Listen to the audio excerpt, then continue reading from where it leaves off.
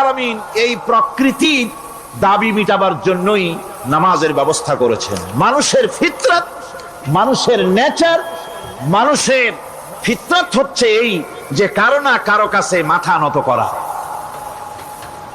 হাত জোড় করা, মাথা নত করা, সার্বভৌমত্বের মালিক কাউকে মনে করা। হাত জোড় করতে হলে, মাথা নত করতে হলে, সার্বভৌমত্বের মালিক হিসেবে কাউকে গ্রহণ করতে হলে আল্লাহর বিকল্প কেউ আছে নাকি? ইসলামের মূল দাওয়াতটা হলো ফিতরাত অনুযায়ী দাওয়াত দেওয়া হয়েছে। মানুষ যেন মাথা নত করে, গোলামি করে। এজন্য আল্লাহ রাব্বুল আলামিন বলেছেন যে আমি মানুষ এবং জিনকে সৃষ্টি করেছি, তার কারণটাই হলো মা খালাকতুল জিন্না ওয়াল ইনসা ইল্লা লিয়াবুদুন। মানুষ আর জিন জাতিকে সৃষ্টি করা হয়েছে ইবাদতের জন্য, গোলামির জন্য। ইবাদত আর গোলামি এটাই করতে হবে, গোলামি করতে হবে, দাসত্ব করতে হবে।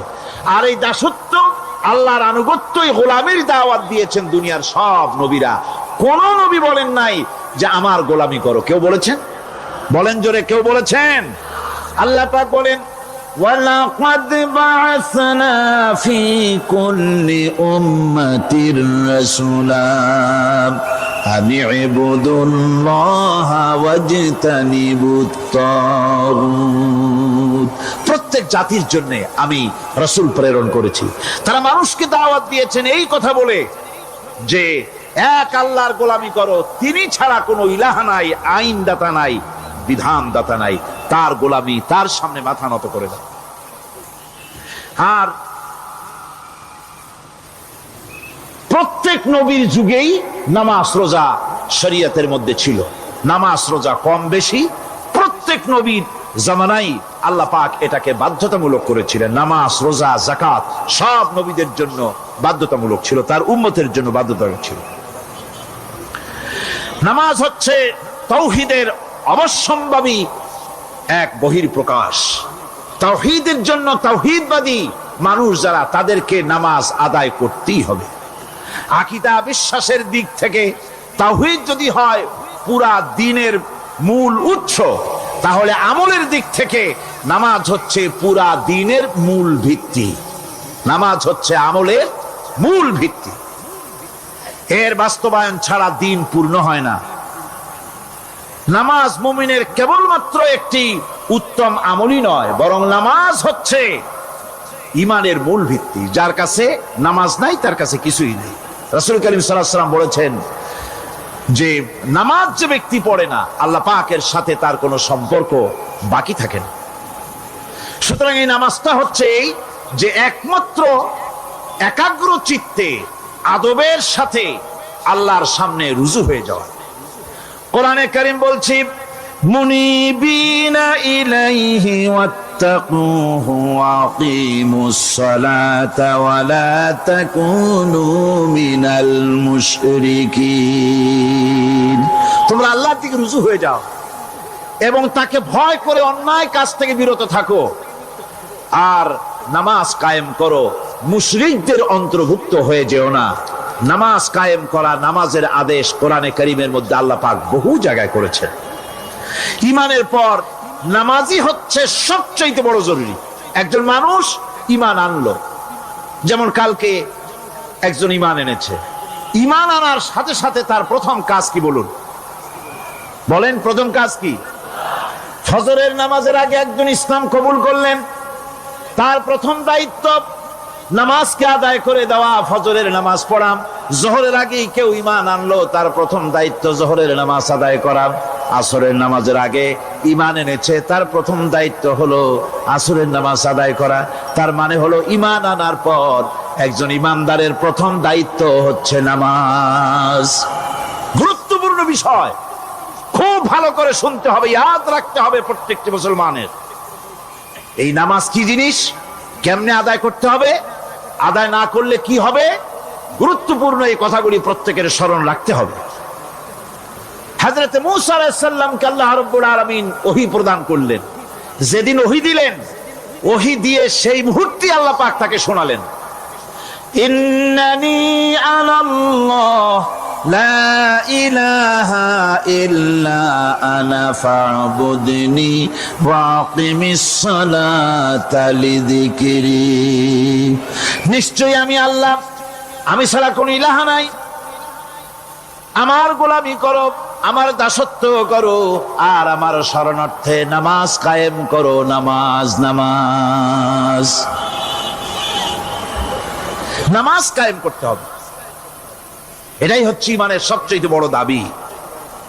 অন্যত্র আল্লাহ পাক বলছেন, কুল ইন্না হুদাল্লাহি হুয়াল হুদা ওয়া উমিরনা লিনুসলিমা লিরাব্বিল আলামিন।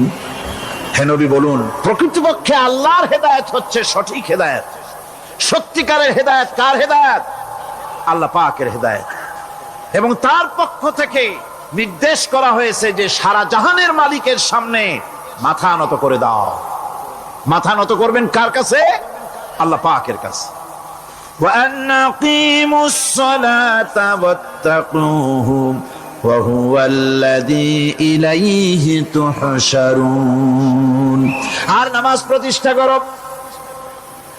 আল্লাহ রাব্বুল আলামিনের ভয়তে সমস্ত অপরাধমূলক কাজ থেকে, অসামাজিক কার্যকলাপ থেকে বিরত থাকেও। আর একদিন মনে রেখো, তোমাদের সকলকেই আল্লাহ রাব্বুল আলামিনের দরবারে উপস্থিত হতে হবে।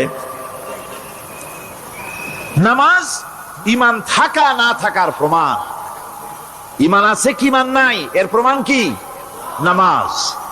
আল্লাহ পাক বলছেন, ফালা সাদ্দাকা ওয়ালা সাল্লা ওয়ালাকিন কাযযাবা ওয়া তাওয়াল্লা। কিন্তু না সে সত্য মেনে নিল, আর না সে সালাত আদায় করলো, বরং সত্যকে মিথ্যা মনে করে ফিরে গেল। নামাজটাই হচ্ছে একজন মানুষের সে মুমিন না কাফের তা প্রমাণ করার জন্য, এটাই হচ্ছে মূল কথা। কিয়ামতের দিন মানুষ যে জাহান্নামে যাবে, জাহান্নামের জন্য, জাহান্নামে যে সব কারণে যাবে তার মধ্যে বড় কারণ, কালকে বলেছিলাম, দেখি মনে আছে নাকি, বড় কারণ কয়টা? কয়টা? আলহামদুলিল্লাহ মনে আছে। আল্লাহ রাব্বুল আলামিন বলেন, ইয়াতাসাআলুনা আনিল মুজরিমিন। কিয়ামতের দিন অপরাধীদেরকে জিজ্ঞেস করা হবে, মা সালাকাকুম ফি সাকার, জাহান্নামে কেন আসছো? জবাবে তারা বলবে, ক্বালু লাম নাকু মিনাল মুসাল্লিনা ওয়া লাম নাকু নুতঈমুল মিসকিন। নামাজ পড়ি নাই, আর এতিম মিসকিনদের খেতে দেই নাই, এই কারণেই জাহান্নামে এসেছি। কন নাউযুবিল্লাহ।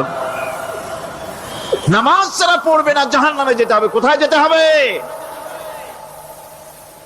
কেউ কেউ মনে করতে পারবেন নামাজের ওয়াজ তো বহু শুনছি, এর চাইতে গুরুত্বপূর্ণ জিনিস আর নাই। নামাজের চাইতে গুরুত্বপূর্ণ ইবাদত আল্লাহর সৃষ্টি করেন নাই। মুসলমানের জন্য সর্বশ্রেষ্ঠ ইবাদত কি? চিল্লায় কন, জোরে বলেন কি? এই নামাজ আকসার মানুষের নামাজ হয় না।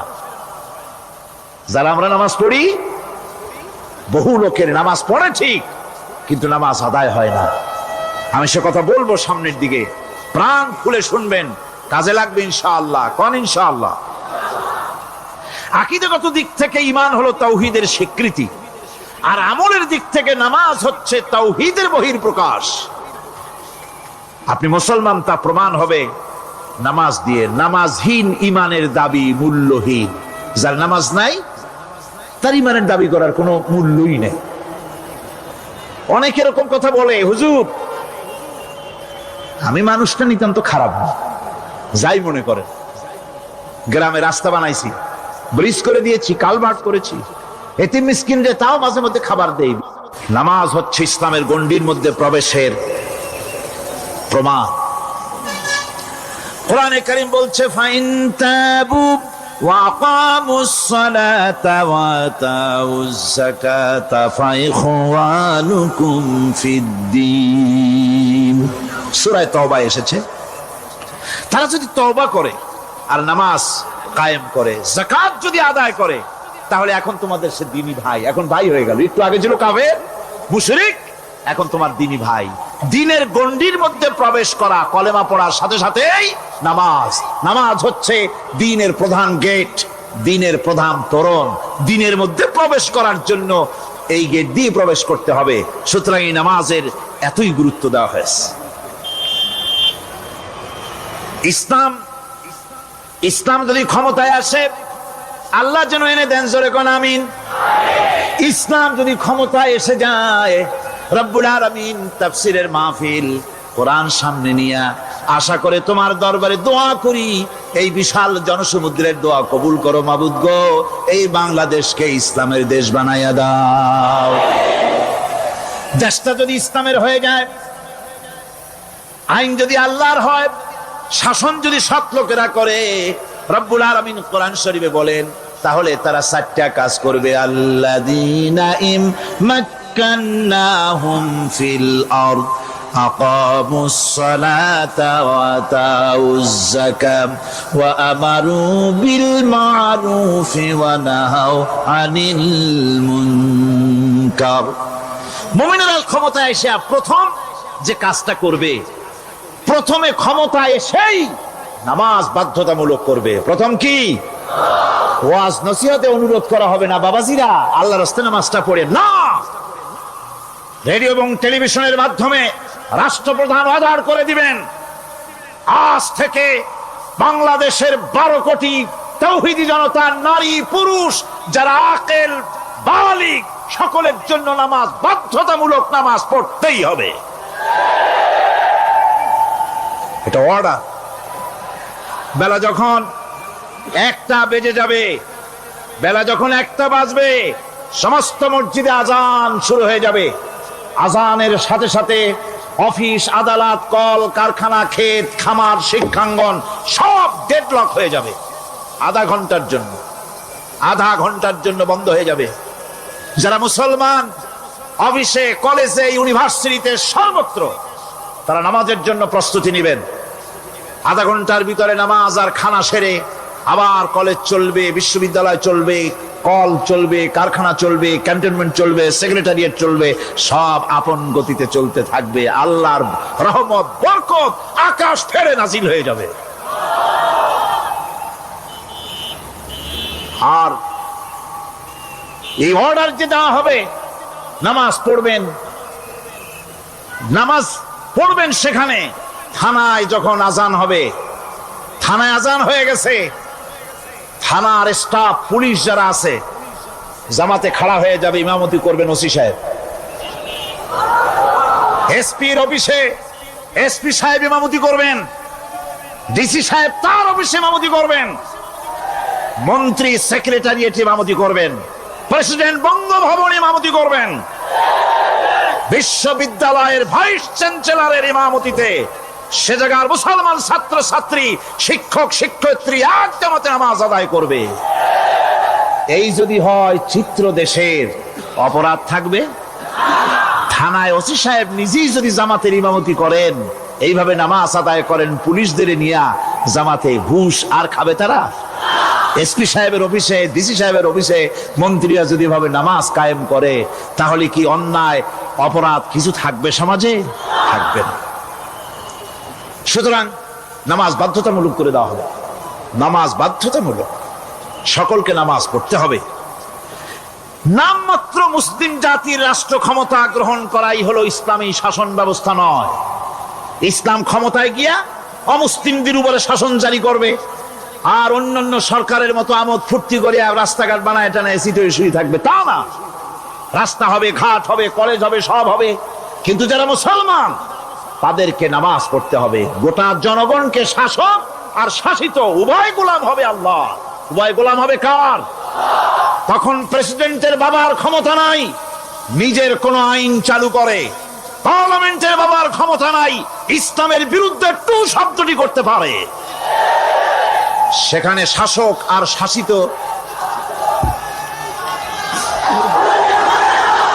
শাসক আর শাসিত হয়ে যাবে একজন এক হুকুমদাতার গোলাম। সেই হুকুমদাতাকে ইনিল হুকমু ইল্লা লিল্লাহ আলা লাহুল খালকু ওয়াল আমর। প্রেসিডেন্ট থেকে শুরু করে শাসক আর শাসিত সব আইন মানবে ওই আল্লাহ রব্বুল আলামিনের, যিনি এই তামাম জাহান সৃষ্টি করেছেন। সৃষ্টি যার আইন চলবে সেই আল্লাহ রব্বুল আলামিনের, এবং তার আইনের সার্বিক অনুসরণ করে চলতে হবে সকলকে। এক কথায় ইসলামী সরকারের সমস্ত ক্ষমতা ব্যয় হবে নামাজ কায়েম করা আর যাকাত আদায় করার ব্যাপারে। নামাজ যদি কায়েম হয়ে যায়, যাকাত যদি আদায় করা হয়, দুঃখ, দারিদ্র, কষ্ট কিছুই থাকবে না, বেকার সমস্যা থাকবে না। সমস্ত বেকারদেরকে চাকরি না পাওয়া পর্যন্ত বেকার ভাতা দেওয়া হবে। বুড়ো মানুষেরা যখন বুড়ো হয়ে যায়, ছেলের কাছে আদর নাই, বউর কাছে কদর নাই, আর ছেলে বউ বদদোয়া করতে থাকে, বুড়ারা মরে না কেন? আছেন আমাদের সমাজ। ইসলামী সরকার এলে পরে এই বৃদ্ধ মানুষদের ব্যবস্থা করা হবে। তাদের প্রতি এই ধরনের অসদাচরণ কেউ করতে সাহস পাবে না। সুতরাং নামাজ প্রতিষ্ঠা এবং যাকাত আদায় হলেই সমাজের অন্যায় অবিচার যা আছে তার 12 আনাই বিলুপ্ত হয়ে যাবে। কর আলহামদুলিল্লাহ। তখন চাকরিতে প্রমোশন হবে নামাজের ভিত্তিতে। এখন প্রমোশন হয় কে কত ঘুষ খাইতে পারে, কে কত সরকারের দালালি করে বিবেকের বিরুদ্ধে বিরোধী দলকে বেশি করে পেটাতে পারে, এর উপরে ভিত্তি করে প্রমোশন হয়। ইসলামী সরকার যখন আসবে, ইসলামী সরকার যখন প্রতিষ্ঠিত হয়ে যাবে, তখন চাকরির প্রমোশন নির্ভর করবে তার সুন্দর চরিত্র আর নামাজের পাবন্দির উপরে ভিত্তি করে। সমাজে দুঃখ দুর্দশা থাকবে, যেরকম থাকবে থাকবে। আমার ভাইয়েরা, নামাজ হচ্ছে আল্লাহ রাব্বুল আলামিনের সাহায্য লাভের একমাত্র মাধ্যম। আল্লাহর কাছে যদি সাহায্য পেতে চাই তাহলে নামাজ লাগবে। লাগবে কি কোন? وَلَقَدْ أَخَذَ اللَّهُ مِيثَاقَ بَنِي إِسْرَائِيلَ وَبَعَثْنَا مِنْهُمُ 12 نَقِيًّا وَقَالَ اللَّهُ إِنِّي مَعَكُمْ لَئِنْ أَقَمْتُمُ الصَّلَاةَ। আল্লাহ পাক বলেন, বনি ইসরাইলদের নিকট আমি ওয়াদা নিয়েছিলাম, তোমরা যদি মানুষদেরকে অসামাজিক কার্যকলাপ থেকে যদি তোমরা ফিরাইতে পারো, মানুষদেরকে অসামাজিক কার্যকলাপ থেকে তোমরা ফিরাবে। 12টা গোত্রের জন্য 12 জন নকিব নির্দিষ্ট করে দেওয়া হলো, তাদের দায়িত্ব দেওয়া হলো। মানুষদেরকে, সমাজের লোকদেরকে অন্যায় কাজ থেকে তারা ফিরাবে, ভালো ভালো কাজ করার জন্য তাদেরকে আদেশ করবে, অসামাজিক অধর্মীয় কাজ থেকে বাঁচাবার চেষ্টা করবে। এইটা যদি তোমরা করো তাহলে আমি তোমাদের সাথে আছি। শর্ত হলো একটা, তোমাদেরকে নামাজ কায়েম করতে হবে। নামাজ যদি কায়েম করো, আমার মদদ তোমাদের জন্য অবধারিত হবে। নামাজ প্রতিষ্ঠা করলেই আল্লাহর সাহায্য লাভ করা যায় জীবনের সকল ক্ষেত্রে। নামাজ হচ্ছে অপকর্মের প্রতিবন্ধক। নামাজ পড়লে অন্যায় কাজ থেকে বাঁচার পর, অন্যায় থেকে বাঁচাই কিসে? নামাজ। আল্লাহ রাব্বুল আলামিন বলেন, উতলু মা উহিয়া ইলাইকা মিনাল কিতাবি ওয়া আকিমিস সালাত ইন্নাস সালাতা তানহা আনিল ফাহশাই ওয়াল মুনকার। হে নবী, এই কিতাব তেলাওয়াত করো যা তোমার প্রতি অবতীর্ণ করা হয়েছে, এই কিতাব তেলাওয়াত করো আর নামাজকে প্রতিষ্ঠা করো। নিঃসন্দেহে নামাজ মানুষকে পাপাচার থেকে বাঁচাইয়া দেয়। অশ্লীলতা, পাপাচার থেকে মানুষকে বাঁচায় কে? জোরে চিল্লায় কোন কে? নামাজ। এই নামাজ মানুষকে অন্যায় কাজ থেকে বাঁচায় দেয়। নামাজ যে মানুষকে অন্যায় কাজ থেকে বাঁচায়, কেমনে বাঁচায়? আমরা যে নামাজ পড়ি, এই নামাজে তো আমাদেরকে অন্যায় কাজ থেকে বাঁচাইতে পারে না। নামাজি বহুত মানুষ আছে অন্যায় করে, করে কিনা কন না? করে না? করে। নামাজি অথচ অন্যায় করে। আর আল্লাহ বলছেন নামাজিকে, নামাজ তাকে অশ্লীলতা থেকে ফিরায়। তাহলে কথা কারটা ঠিক? আল্লাহটা। জোরে বলেন কারটা ঠিক? অবশ্যই আমার আল্লাহর কথা হক। আমি ভুল করতেছি, আমি যেন কোথাও ভুল করতেছি, সামথিং ইজ রং, কোথাও যেন আমরা ভুল করে বসতেছি, সেই ভুলটা কি আমরা আবিষ্কার করতে চেষ্টা করবো ইনশাআল্লাহ। প্রথম যে কথাটা সেটা হচ্ছে এই যে আমরা যা নামাজে পড়ি আমরা তা বুঝি না। কথা ঠিক কিনা? আমি যদি এখন প্রশ্ন করি সামি আল্লাহু লিমান হামিদা অর্থ কি কোন, ফার্স্ট ডিভিশনে কয়েকটা লেটার নিয়ে ফেল করবেন এরকম লোক আছেন না নাই? সুবহান রাব্বিয়াল আলা অর্থ কি জানি না, সুবহান রাব্বিয়াল আযীমের অর্থ কি জানি না, দোয়া কুনুত অর্থ কি জানি না, তাশাহুদ অর্থ কি জানি না, সূরা ফাতিহার অর্থ কি জানি না। এমন কি উযুর মধ্যে কয়টা ফরজ তা অনেকের জানা নাই। কথা কি বেশি বললাম না ঠিক বলছি? একজনের জিজ্ঞেস করলো, মিয়া উযুতে কয় ফরজ? কয় হুজুর কি মনে করেন এটা বুঝি জানি না, এটা তো সাধারণ ব্যাপার, বলেন না কয় ফরজ? কয় উযুতে তো 17 ফরজ। কি কি? কয় হাত ধোয়া, পাও ধোয়া, মুখ ধোয়া, নাক ধোয়া, চোখ ধোয়া, জিহ্বা ধোয়া, মাথা ধোয়া। বলতে বলতে গুনে দেখা গেল প্রায় 19টার মতো বলছে। বলা হলো, মিয়া বললেন আপনি উযুতে ফরজ 17টা, কইলেন আপনি 19টা। কয় হুজুর জানি আরো, বলি না আপনাদের ভয়তে। উযু জানে না, নামাজ জানে না, তাকেই নামাজ কেমনে ফিরাবে অন্যায় কাজ থেকে? কথা বুঝতে পেরেছেন? নামাজে কি পড়ি? নামাজে দাঁড়ায় গেলাম, আল্লাহু আকবার অর্থ কি? চিল্লায় কন না আল্লাহু আকবার। এরকম না, মুসলমানের মতো গলা ছেড়ে দিয়ে চিৎকার দিয়ে বলেন আল্লাহু আকবার। এই আল্লাহু আকবার, আল্লাহ সর্বশ্রেষ্ঠ, তার চাইতে বড় আর কেউ নাই। এই কথা দিনরাত 24 ঘন্টার ভিতরে শত শতবার বলি, একবার দুইবার না, শত শতবার বলি আল্লাহ সর্বশ্রেষ্ঠ। এই কথা বলার পরেও মনের মধ্যে অন্য কেউ বড় হয়, আল্লাহর বড়ত্ব যেভাবে মুখ দিয়া বলি ওইভাবে কার্যত পালন করি না। নামাজে আল্লাহু আকবার বললাম, এরপরে সানা পড়লাম, তারপরে সূরা ফাতিহা পড়লাম।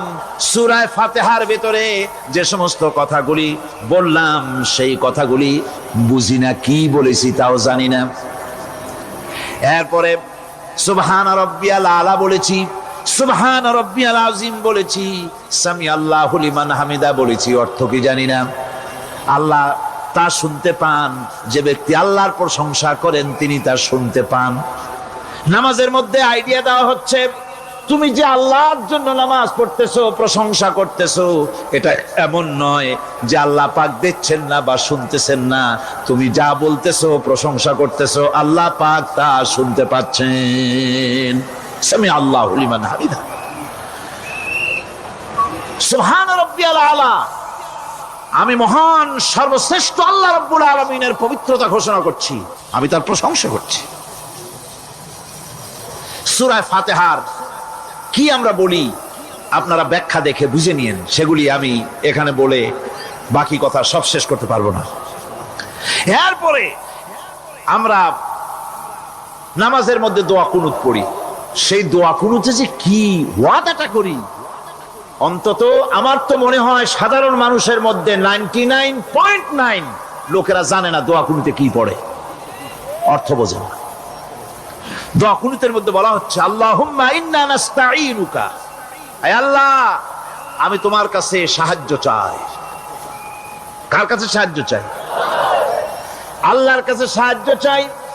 নামাজের ভিতরে বলতেছেন, এই কথা যদি অর্থ আপনি জানতেন যে তোমার কাছে সকল ব্যাপারে সাহায্য চাই তোমার কাছে, এই কথাটা যদি মনে প্রাণে বুঝতেন, তাহলে দুনিয়ায় কোনো মাজারে গিয়া মরা জিন্দা মানুষের কাছে গিয়া নিজের ছেলে মেয়ে চাইতেন না, চাকরির উন্নতি চেতেন না। আপনি নামাজের ভিতরে বলতেছেন আপনার কাছে, আয় আল্লাহ আপনার কাছে সর্বপ্রকারের সাহায্য আপনার কাছে চাই। নামাজের ভিতরে কিসের মধ্যে বলতেছেন? বিশ্বাস যদি করতেন, যদি বুঝতেন, তাহলে যত বড় পীর আসুক দেশ থেকে আর বিদেশ থেকে, সন্তান চাওয়ার জন্য পাগল হয়ে পায়ের উপরে পড়ে থাকতেন না, আল্লাহর কাছেই চাইতেন। কার কাছে চাইতেন? এরপরে বলতেছেন আস্তাগফিরুকা, তোমার কাছে ক্ষমা চাই, গুনাহ করেছি, অনেক গুনাহ করেছি, তোমার কাছে ক্ষমা চাই, কারণ সাহায্য করতে পারো তুমি, গুনাহও মাফ করতে পারো তুমি। গুনাহ মাফ করার ক্ষমতা কি আছে পৃথিবীর কারো? আকাশে জমিনে আল্লাহ ছাড়া মানুষের গুনাহ কেউ মাফ করতে পারে? এরপরে বলতেছি অনুমিনু বিকা, আয় আল্লাহ আমি তোমার উপরে ঈমান এনেছি, পরিপূর্ণভাবে তোমার উপরে ঈমান এনেছি, ওয়া নাতাওয়াক্কালু আলাইক, আর তোমার উপরেই কেবলমাত্র ভরসা করেছি। ঈমান এনেছি তোমার উপরে, ভরসা করছিও তোমার উপরে। এই কথাগুলি যদি আমরা বুঝতাম তাহলে আত্মাটা বড় হয়ে যেত, মাথাটা আল্লাহ ছাড়া কারো সামনে নত হতো না। ঠিক না বেটি? আল্লাহ ছাড়া কারো সামনে মাথা নত হতো না। আল্লাহর উপরই ভরসা, তোমার উপর ভরসা করছি, তোমার উপরই ঈমান এনেছি। এরপরে বলছি ওয়ানুসনি আলাইকাল খায়র, সর্বপ্রকার কল্যাণের সাথে তোমার প্রশংসা করতেছি। ওয়ানাশকুরুকা, আর তোমার কৃতজ্ঞতা স্বীকার করছি, আমি তোমার শুকর আদায় করি, সর্ব ব্যাপারে তোমার শুকর আদায় করি। আর কি করি? ওয়ালা নাকফুরুকা, আমি কুফরি করি না, অকৃতজ্ঞ নই, আমি তোমার কৃতজ্ঞ বান্দা, আমি অকৃতজ্ঞ নই। একথা আপনি নামাজের মধ্যে বলেন, কিন্তু কৃতজ্ঞতা স্বীকার করেন না। আল্লাহ যে ছেলে দিয়েছে শুকর আদায় করেন না, আল্লাহ যে সুন্দরী বউ বা ভালো বউ দিয়েছেন শুকর আদায় করেন না, আল্লাহ সন্তান দিয়েছে শুকর আদায় করে না, আল্লাহ রাব্বুল আলামিন চাকরি দিয়েছেন, বাড়ি দিয়েছেন, জায়গা দিয়েছেন, জমিন দিয়েছেন, যৌবন দিয়েছেন, স্বাস্থ্য দিয়েছেন, শুকর আদায় করে না। আল্লাহ পাক বলেন বান্দারে যে অবস্থায় থাকো শুকর আদায় করো। লা ইন শাকারতুম লাযীদান্নাকুম ওয়া লা ইন কাফারতুম ইন্না আযাবী লাশাদীদ। আমার নিয়ামতের শুকর যদি আদায় করো আমি বেশি করে বাড়ায় দেব, আর যদি শুকর আদায় না করো তাহলে মস্ত বড় শাস্তি রেখে দিয়েছি। সব ব্যাপারে শুকর আদায় করো, আমার নিয়ামতের শুকর আদায় করো। চোখ দিয়ে দেখতে পাও, কও আলহামদুলিল্লাহ। মুখ দিয়ে কথা বলতে পারো, কও আলহামদুলিল্লাহ। যা খাও মজা লাগে বলো আলহামদুলিল্লাহ। কাজ করতে পারো বলো আলহামদুলিল্লাহ। সব ব্যাপারে আল্লাহর শুকর আদায় করতে হবে। শুকরিয়া আদায় করলে রব্বুল আলামিন তারে আরো বাড়ায় দিবেন। এই কথাই বলতেছি, আল্লাহ শুকর করি, আর তোমার সাথে আমি কুফরি করি না, কৃতজ্ঞ আমি নই। ওয়া নাখলাউ ওয়া নাতরুকু মান ইয়াফজুরুকা, আর আমি ওয়াদা করতেছি এই কথা তোমার সাথে যারা, ঠিক কিনা? বেয়াদব, বেয়াদব। তোমার নামাজ, তোমার আত্মাই তো আগে শেষ হয়েছে, তাতে কি হয়েছে? চুপ করে বসে থাকো। ইমামকে কাশি দিয়া সতর্ক করার অধিকার তোমার নাই। যদি ইমামকে সতর্ক করার জন্য কাশি দিয়ে থাকো তোমার নামাজ ফাসেদ হয়ে যাবে। এটা ফাজলামি করার জায়গা না, এটা নামাজ। এর নাম কি? ধীরে সুস্থে নামাজ পড়তে হবে। অনেকে মসজিদটারে মনে করে জেলখানা, ঢুকতে যত দেরি, বেরোতে পারলে যেন বাসে যান ছটফট করে। সিনেমার মধ্যে গিয়ে ঘন্টার পর ঘন্টা বসে থাকে, খারাপ লাগে না? ওয়াসবির ওয়া মা সাবরুকা ইল্লা বিল্লাহি ওয়া লা তাহজান আলাইহিম ওয়া লা তাকু ফি গায়তিম মিম্মা ইয়ামকুরুন। হে রাসূল, সবরের সাথে কাজ করতে থাকুন। আপনার এই সবরের তৌফিক তো আল্লাহই দিয়েছেন, আর ওদের সমস্ত ষড়যন্ত্র, ওদের অপকৌশলে আপনি দুঃখিত হবেন না, চিন্তা করবেন না, ভারাক্রান্ত হবেন না। আপনি নিশ্চিত থাকুন। ওয়াসবির লিহুকমি রাব্বিকা ফাইন্নাকা বিআয়ুনিনা। হে নবী, আপনার রবের চূড়ান্ত ফয়সালা আসা পর্যন্ত ধৈর্য ধারণ করুন। আপনি তো আমার চোখের সামনে। সুবহানাল্লাহ, সুবহানাল্লাহ। আপনি আমার চোখের সামনে। কে আপনাকে কি করবে আমি দেখবো না? সুবহানাল্লাহ। মন্ত্রী যদি, এই সলিমুদ্দিন মার্কা মন্ত্রী যত আছে, এই মন্ত্রীরা যদি কয় ব্যথা তো ভয় কিসে? আমি তোকে দেখছি না? সাহসটা কেমন বাড়ে, কেমন বাড়ে সাহস? আরে কোনো মন্ত্রী ছাতা মাতা না, কোন প্রেসিডেন্ট রাজা বাদশা না, আকাশ আর জমিনের মালিক আমার আল্লাহ রাব্বুল আলামিন বলছেন, হাবিব কোন চিন্তা নাই, আপনি আমার চোখের সামনে।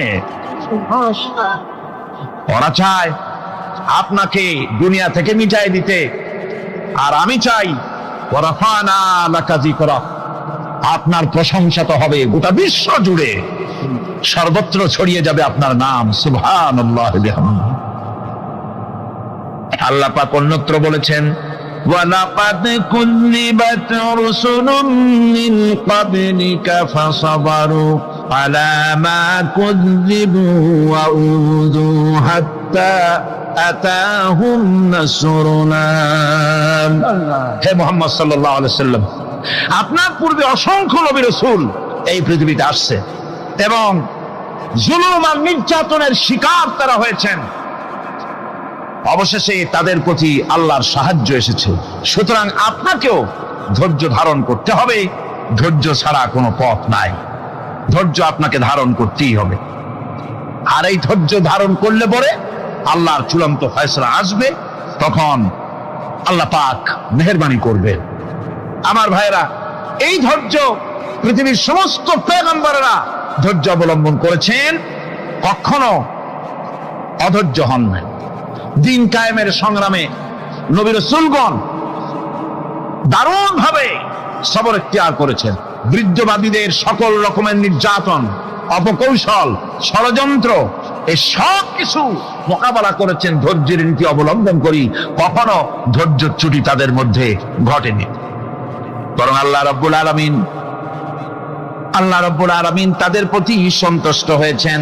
যারা এই ধৈর্য ধরেছে তাদের উপরে সন্তুষ্ট হয়ে আল্লাহ রাব্বুল আলামিন বলেছেন, ওয়া কাআইয়্যিম মিন নাবিয়্যিন কাতালা মাআহু রিব্বিয়ুন কাসীর। এর আগে অনেক নবী এসেছিলেন যাদের সাথে বহু আল্লাহওয়ালা লোক লড়াই করেছেন। فما وهنوا لما أصابهم في سبيل الله وما ضعفوا وما استكانوا। আল্লাহর পথে তাদের উপর যত বিপদ এসেছিল তারা হতাশ হয়ে পড়েন নাই, দুর্বলতা দেখাননি, বাতিলের সামনে মাথাও নত করেন। ওয়াল্লাহু ইউহিব্বুস সাবিরিন। আর আল্লাহ পাক ধৈর্যশীল যারা, তাদেরকে আল্লাহ পাক ভালোবাসেন। আমার ভাইরা, ধৈর্যের পরিচয় রাসূল করিম সাল্লাল্লাহু আলাইহি ওয়াসাল্লাম উহুদের ময়দানে যখন আক্রান্ত হয়ে গেলেন, চতুর্দিকে কাফেররা ঘিরে ধরেছে, বাঁচার কোনো পথ নাই। সাহাবায়ে কেরাম রাসূলকে পাহারা দিলেন। যারা রাসূলকে পাহারা দিতে দাঁড়াইছেন, জীবন দিয়া পাহারা দিতে দাঁড়ায় গেছে, রাসূলের দিকে মুখ দিয়া, পিঠটা বাইরের দিকে দিয়ে রাসূলকে পাহারা দেওয়া শুরু করেছেন। হুজুরকে পাহারা দিতে যারা দাঁড়িয়েছিলেন, কাফের কর্তৃক নিক্ষিপ্ত কি তীরগুলি এসে যখন বিঁধতেছিল, শুধু একজন সাহাবী হযরত তালহার পিঠের ভিতরে রাসূলকে হেফাজতের জন্য 80টা তীর একজনের পিঠের মধ্যে দিয়ে ঢুকেছে। এক অসতর্ক মুহূর্তে নবীজির ডান্ডা মোবারক শহীদ হয়ে গেল, শিরস্থান ভেঙে গেল, লোহার কড়া প্রবিষ্ট হয়ে গেল কপালের ভিতরে। হুজুর মাথা ঘুরে পড়ে গেলেন। হযরত আবু উবাইদা রাদিয়াল্লাহু তাআলা আনহু হুজুরের মস্তক মোবারককে করে নিয়ে তারপরে বহু কষ্ট করে মাথা থেকে লোহার কড়া বের করলেন। এবার ওই কড়ার ছিদ্র দিয়ে রক্ত আসতেছে, মুখ দিয়ে রক্ত পড়তেছে, দাড়ি ভিজে যাচ্ছে। বুখারী শরীফে এসেছে, আল্লাহর নবী দুইখানা হাত নিজের চেহারার উপরে মলে আনে, টাটকা রক্ত চোখের সামনে দেখে বলছেন, আহারে, এই কওমের ফালাক কি করে হবে, এই কওমের মুক্তি কি করে হবে, এই কওমের নাজাত কি করে হবে, যে কওম তার নবীর চেহারা রক্ত দিয়ে লাল বানাইয়া দিল। নবীজি বললেন, আল্লাহুম্মা গফিরলি কওমি ফাইন্নাহুম লা ইয়ালামুন। আয় আল্লাহ পাক, আমার এই কওম বুঝতে পারে না, ওদেরকে মাফ করে দাও। খবর ছড়িয়ে গেল নবীজি শহীদ হয়ে গিয়েছেন।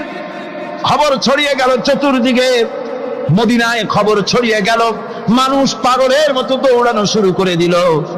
এক মেয়ে লোক দৌড়াচ্ছে ওহদের দিকে, কয়েকজন সাহাবীর সঙ্গে দেখা। তারা জিজ্ঞেস করলেন, দৌড়াও কেন মহিলা, যাও কই? কয় ওহদের দিকে যেতেছি। কয় যায় তো কোনো লাভ নাই, যেহেতু তোমার যে স্বামী এসেছিলেন জিহাদের ময়দানে তিনি তো শহীদ হয়ে গেছেন। মহিলা বলতেছে, কে শহীদ হয়েছে শুনতে চাই না, আগে বলো নবীজি কেমন আছেন। আবার কিছুক্ষণ পর আর কয়েকজনের সঙ্গে দেখা। তারা বলছে, মেয়ে লোক দৌড়াও কই? যাচ্ছি ওহদের দিকে। তারা বলছেন যে কোনো লাভ নাই, তোমার যে দুইটা কলিজার টুকরা সন্তান ওহদে এসেছিল দুটোই শহীদ হয়ে গেছে। মা বলতেছে, ও সাহাবী, কে শহীদ হয়েছে শুনতে চাই না, তাড়াতাড়ি করে বলো আল্লাহর নবী মুহাম্মদ রাসূলুল্লাহ সাল্লাল্লাহু আলাইহি ওয়াসাল্লাম কেমন আছেন। দৌড়াতে দৌড়াতে ওহদের মাঠে সাহাবায়ে কেরাম পরিবেষ্টিত। আল্লাহর নবীর কাছে গিয়ে হুজুরের জীবিত চেহারা মোবারকের দিকে তাকায়া মেয়ে লোকটি কাঁদতেছে আর বলতেছে, ইয়া রাসূলুল্লাহ, আমার স্বামী মরা শোক, আমার কলিজার টুকরা দুইটা সন্তান মরা শোক আমার কলিজা থেকে মুছে গেছে, আপনি বেঁচে আছেন তামাম মুসলমানদের চাইতে বড় সান্ত্বনার রায়।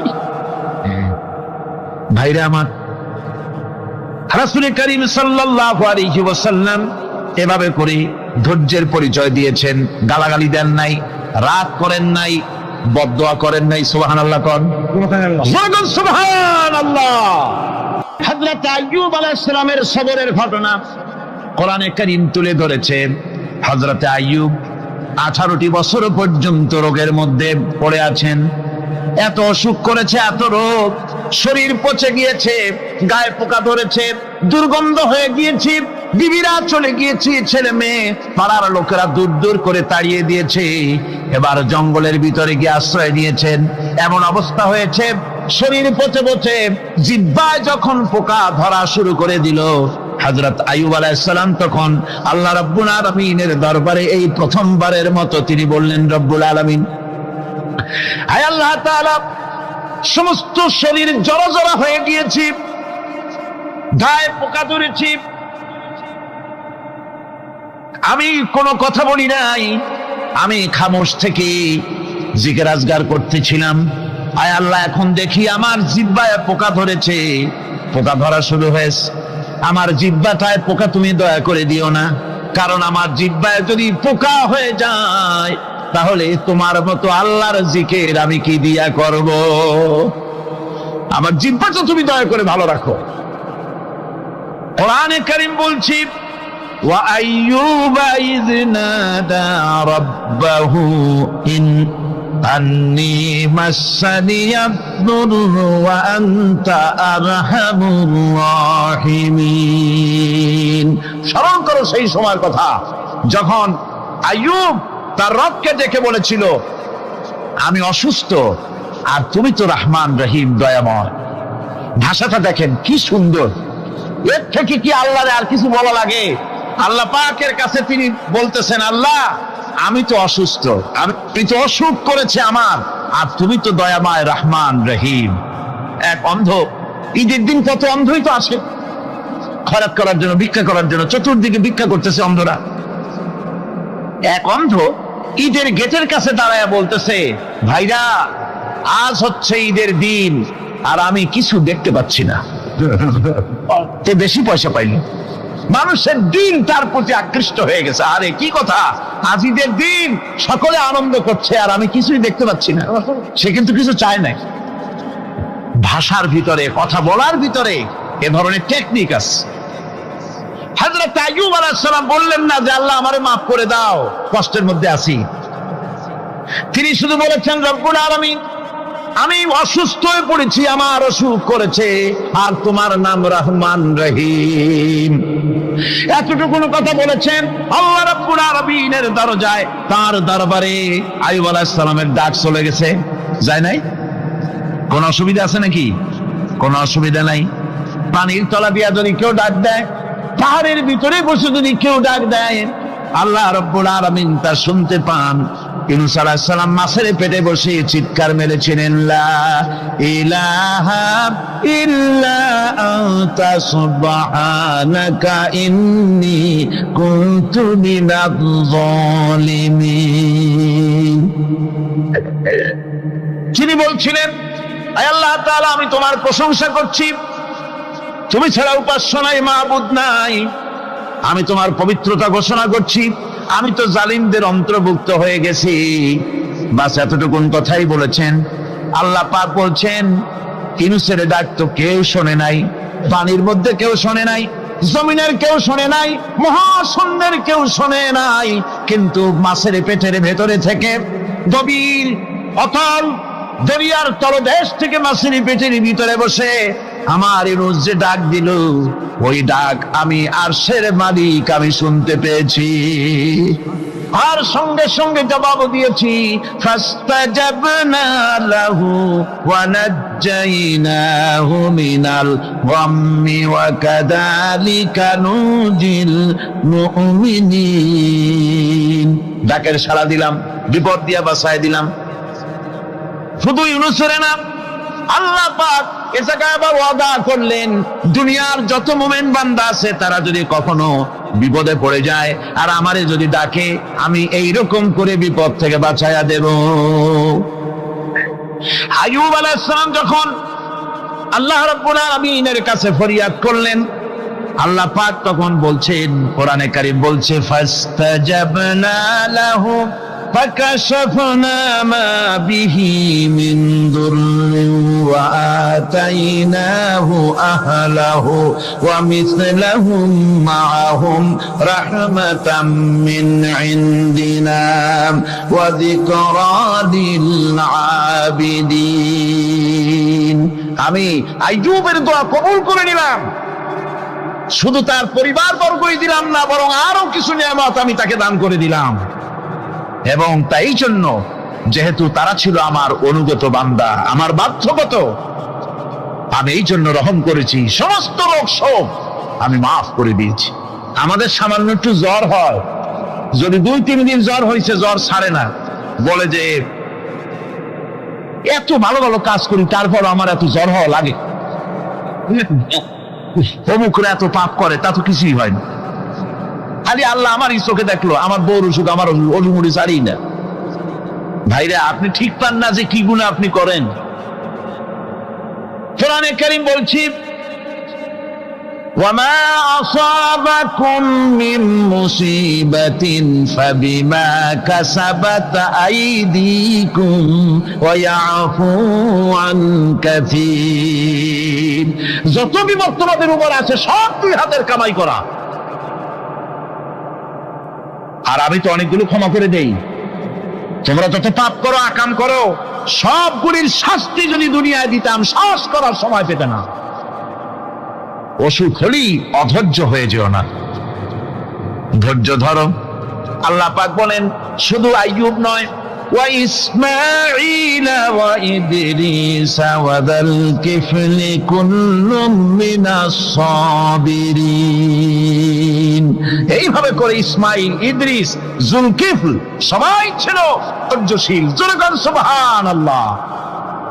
ধৈর্যের চরম পরাকাষ্ঠা ছিলেন তিনি। কোরআনে কারীম নবীদের এই কথাগুলি আমাদের শোনাচ্ছেন। হযরত ইয়াকুব আলাইহিস সালাম কলিজার টুকরা সন্তান হযরত ইউসুফ আলাইহিস সালামের জন্য তার মনটা পাগল ছিল। এত সুন্দর করে আল্লাহ তারে বানাইছিলেন, এত তিনি ছিলেন সৌন্দর্যের পিরামিড, যারা দেখলে চোখ ফিরানো যায় না, এমন সুন্দর সুপুরুষ যারা দেখি সেই যুগের সুন্দরী যুবতী মেয়েরা রূপের মোহে পড়ে নিজেদের আঙ্গুলগুলি কেটে ফেলে দিয়েছিল।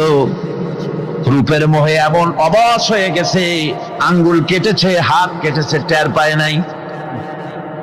আবার ভুল বুঝবেন না, দুনিয়ার সেরা সুন্দর পুরুষ ইউসুফ আলাইহিস সালাম, তা কিন্তু রাসূলের চাইতে বেশি নয়।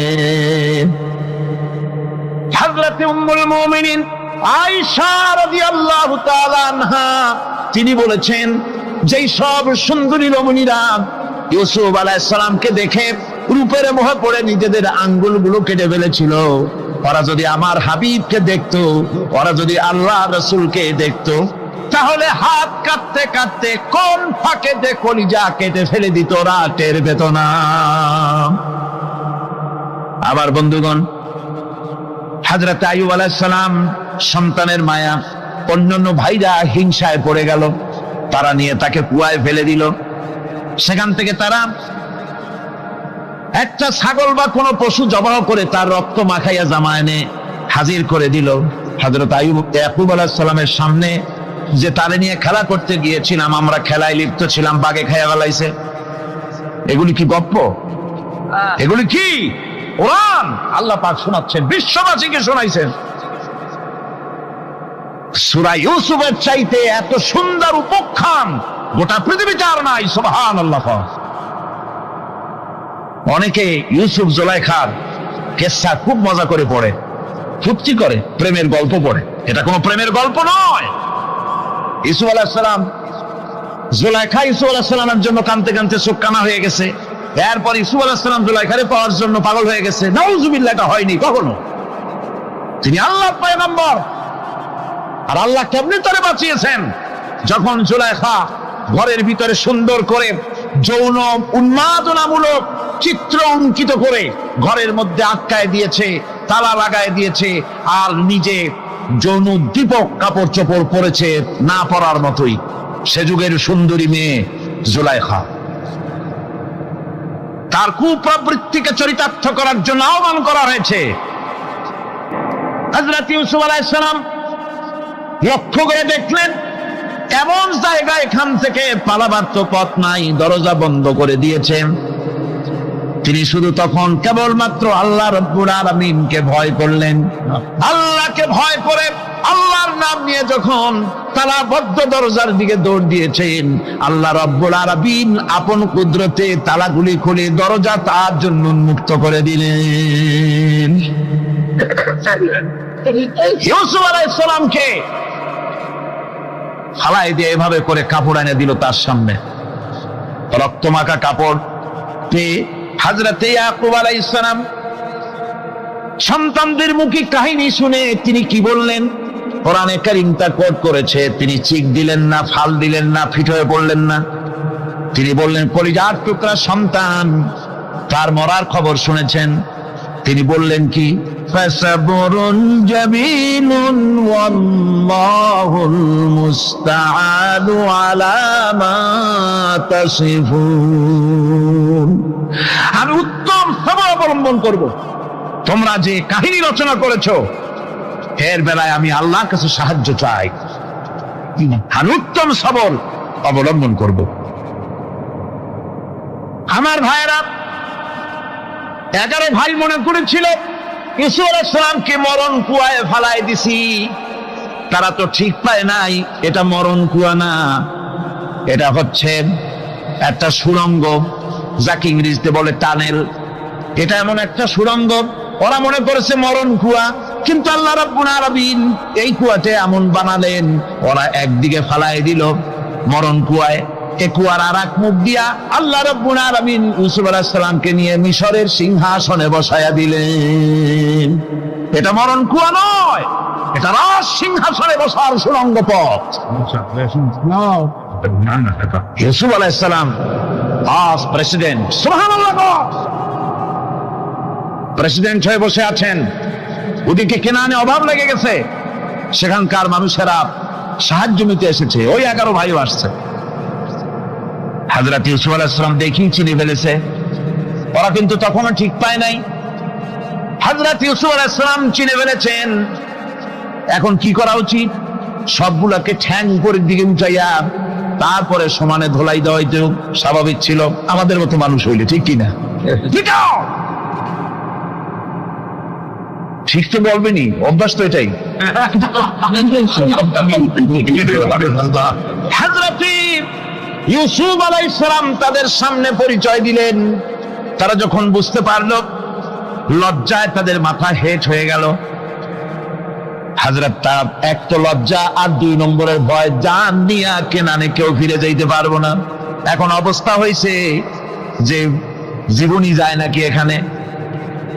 হযরত ইউসুফ আলাইহিস সালাম ভাইদের এই করুণ দুরবস্থা বুঝতে পারলেন, বুঝে চরম ধৈর্য ধরে তিনি কি বললেন? তিনি বললেন, লা তাসরিবা আলাইকুমুল ইয়াউম। ও ভাইরা, তোমাদের বিরুদ্ধে আমার কোনো পাপ নাই, দুঃখ নাই, বিদ্বেষ নাই, হিংসা নাই, আল্লাহর রাস্তায় মাফ করে দিলাম। আল্লাহু আকবার, সুবহানাল্লাহ। এর নাম পয়গম্বর। এর নাম কি? পয়গম্বর। কিসের লেনিন, কিসের মার্কস?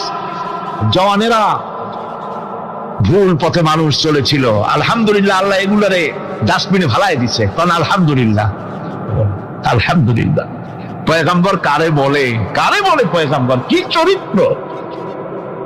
রাসূল করিম সাল্লাল্লাহু আলাইহি ওয়াসাল্লাম তাকে একজন সাহাবী বলছিলেন, হুজুর বলছেন এই কামটা করলা না কেন? সাহাবী বললেন, হুজুর আপনি যদি চোখের ইশারায় বলতেন মুখ দিয়ে না কইয়া, তাও তো আমি কামটা করে ফেলতাম, আমি তো বুঝি নাই। হুজুর বললেন, চোখের ঠারে ঠারে কাজ করা নবুয়তের শান নয়। আল ওয়াদুহু ওয়াস সারাহা, নবীরা যা করেন তা ডাইরেক্ট, কোনো বক্রতা নাই, স্পষ্ট কথা। আমার ভাইরা, হযরত ইউসুফ আলাইহিস সালাম বিনিয়ামিনকে কাছে নিয়ে পরিচয় দিলেন তার ভাইদের সামনে। কোরআনে কারীম বলছে, ক্বালা আনা ইউসুফ ওয়া হাদা আখি قد من الله علينا إنه من يتقي ويصبر فإن الله لا يضيع أجر المحسنين। আমি ইউসুফ আর এই হচ্ছে আমার ভাই। আল্লাহ আমাদের উপর ইহসান করেছেন। প্রকৃতপক্ষে যারা আল্লাহকে ভয় করে এবং সবর এখতিয়ার করে, আল্লাহ এভাবে তাদেরকে তাদের আমলকে নিষ্ফল হতে দেন না। আমার এই জামাটা নিয়ে যাও। হযরত ইয়াকুব আলাইহিস সালাম কলিজার টুকরা সন্তান ইউসুফ আলাইহিস সালামের বিরহ যন্ত্রণায় ছেলেকে কতদিন দেখে না, কাঁদতে কাঁদতে চোখ দুটো অন্ধ হয়ে গেছে। মিশর থেকে কেনানের দিকে জামা রওনা হয়েছে। কোথায় মিশর, কোথায় কেনান? জামা যখন রওনা হয়ে গেছে, হযরত ইয়াকুব বলতেছেন, আমি যেন আমার ইউসুফের গন্ধ নাকে পেতেছি।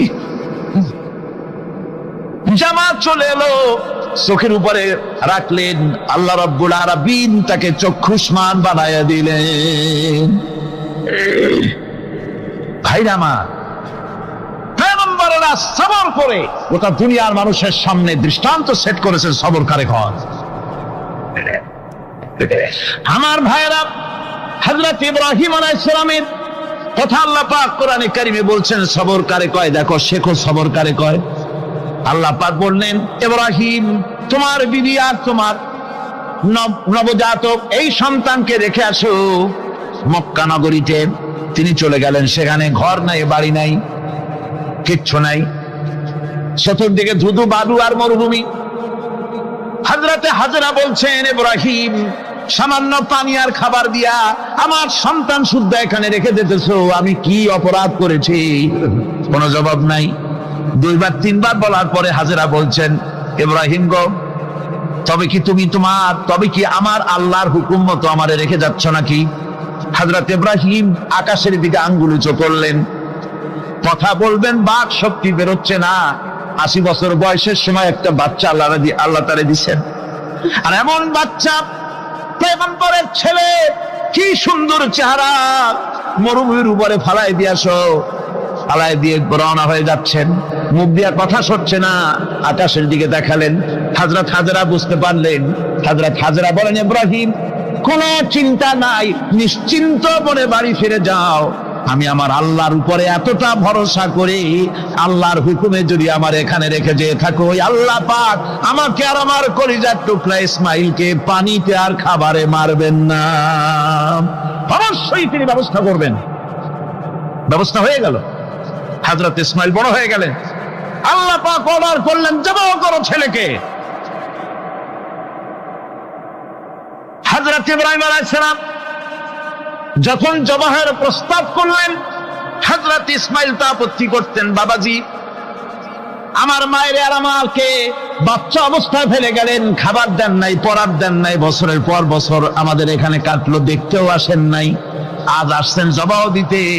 এটা কেমন কথা? কি ধরনের বাপ আপনি? এরকম বলছে নাকি? এরকম বলছে? হযরত ইব্রাহিম আলাইহিস সালাম প্রস্তাবটা কিভাবে পারলেন? আল্লাহ পাক কোরআনে কারিমের দৃষ্টান্ত রেখে দিয়েছেন।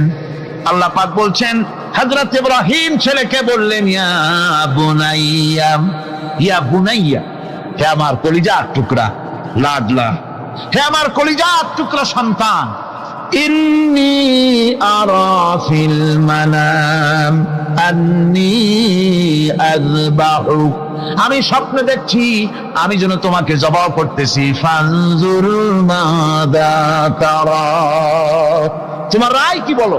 আমি তো স্বপ্নে দেখছি যে আমি তোমার জবাই করতেছি, এখন তোমার রায় কি, তোমার মত কি?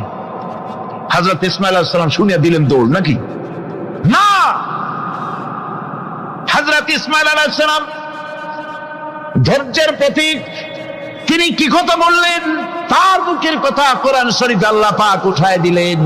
হযরত ইসমাঈল বললেন, ইয়া আবাতি ফাআল মা তু'মারু সাতাজিদুনি ইনশাআল্লাহু মিনাস সাবিরিন, হে আমার পিতা, আপনি যে ব্যাপারে আদিষ্ট হয়েছেন আপনি তা পালন করুন, অবশ্যই আমাকে ধৈর্যধারীদের মধ্যে পাওয়া যাবে। সুবহানাল্লাহ।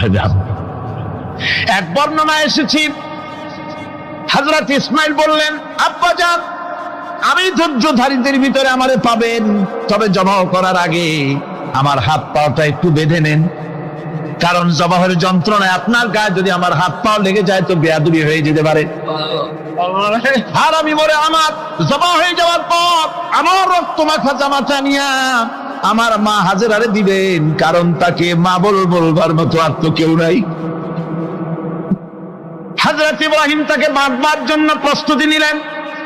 হযরত ইসমাঈল বলছেন, আব্বাজান, বাঁধবেন না, বাঁধার প্রয়োজন নাই। বলে, কেন? একবার বাঁধতে বললে আবার তুমি নিষেধ করছো কেন? ছেলে বলছেন, আব্বাজান, বাঁধবো না এই জন্যে, হয়তো কিয়ামতেই প্রশ্ন উঠতে পারে যে আল্লাহর হুকুমে রাজি ছিল না বলে হাত পা বাঁধা জবাহ করছে। আমি এই সুযোগ দিব না, আপনি জবাহ করেন, আমি এতটুকু নড়াচড়া করব না। ধৈর্যের চরম প্রতীক হযরতে ইসমাঈল আলাইহিস সালাম দেখাই দিয়েছেন ধৈর্য কারে কয়।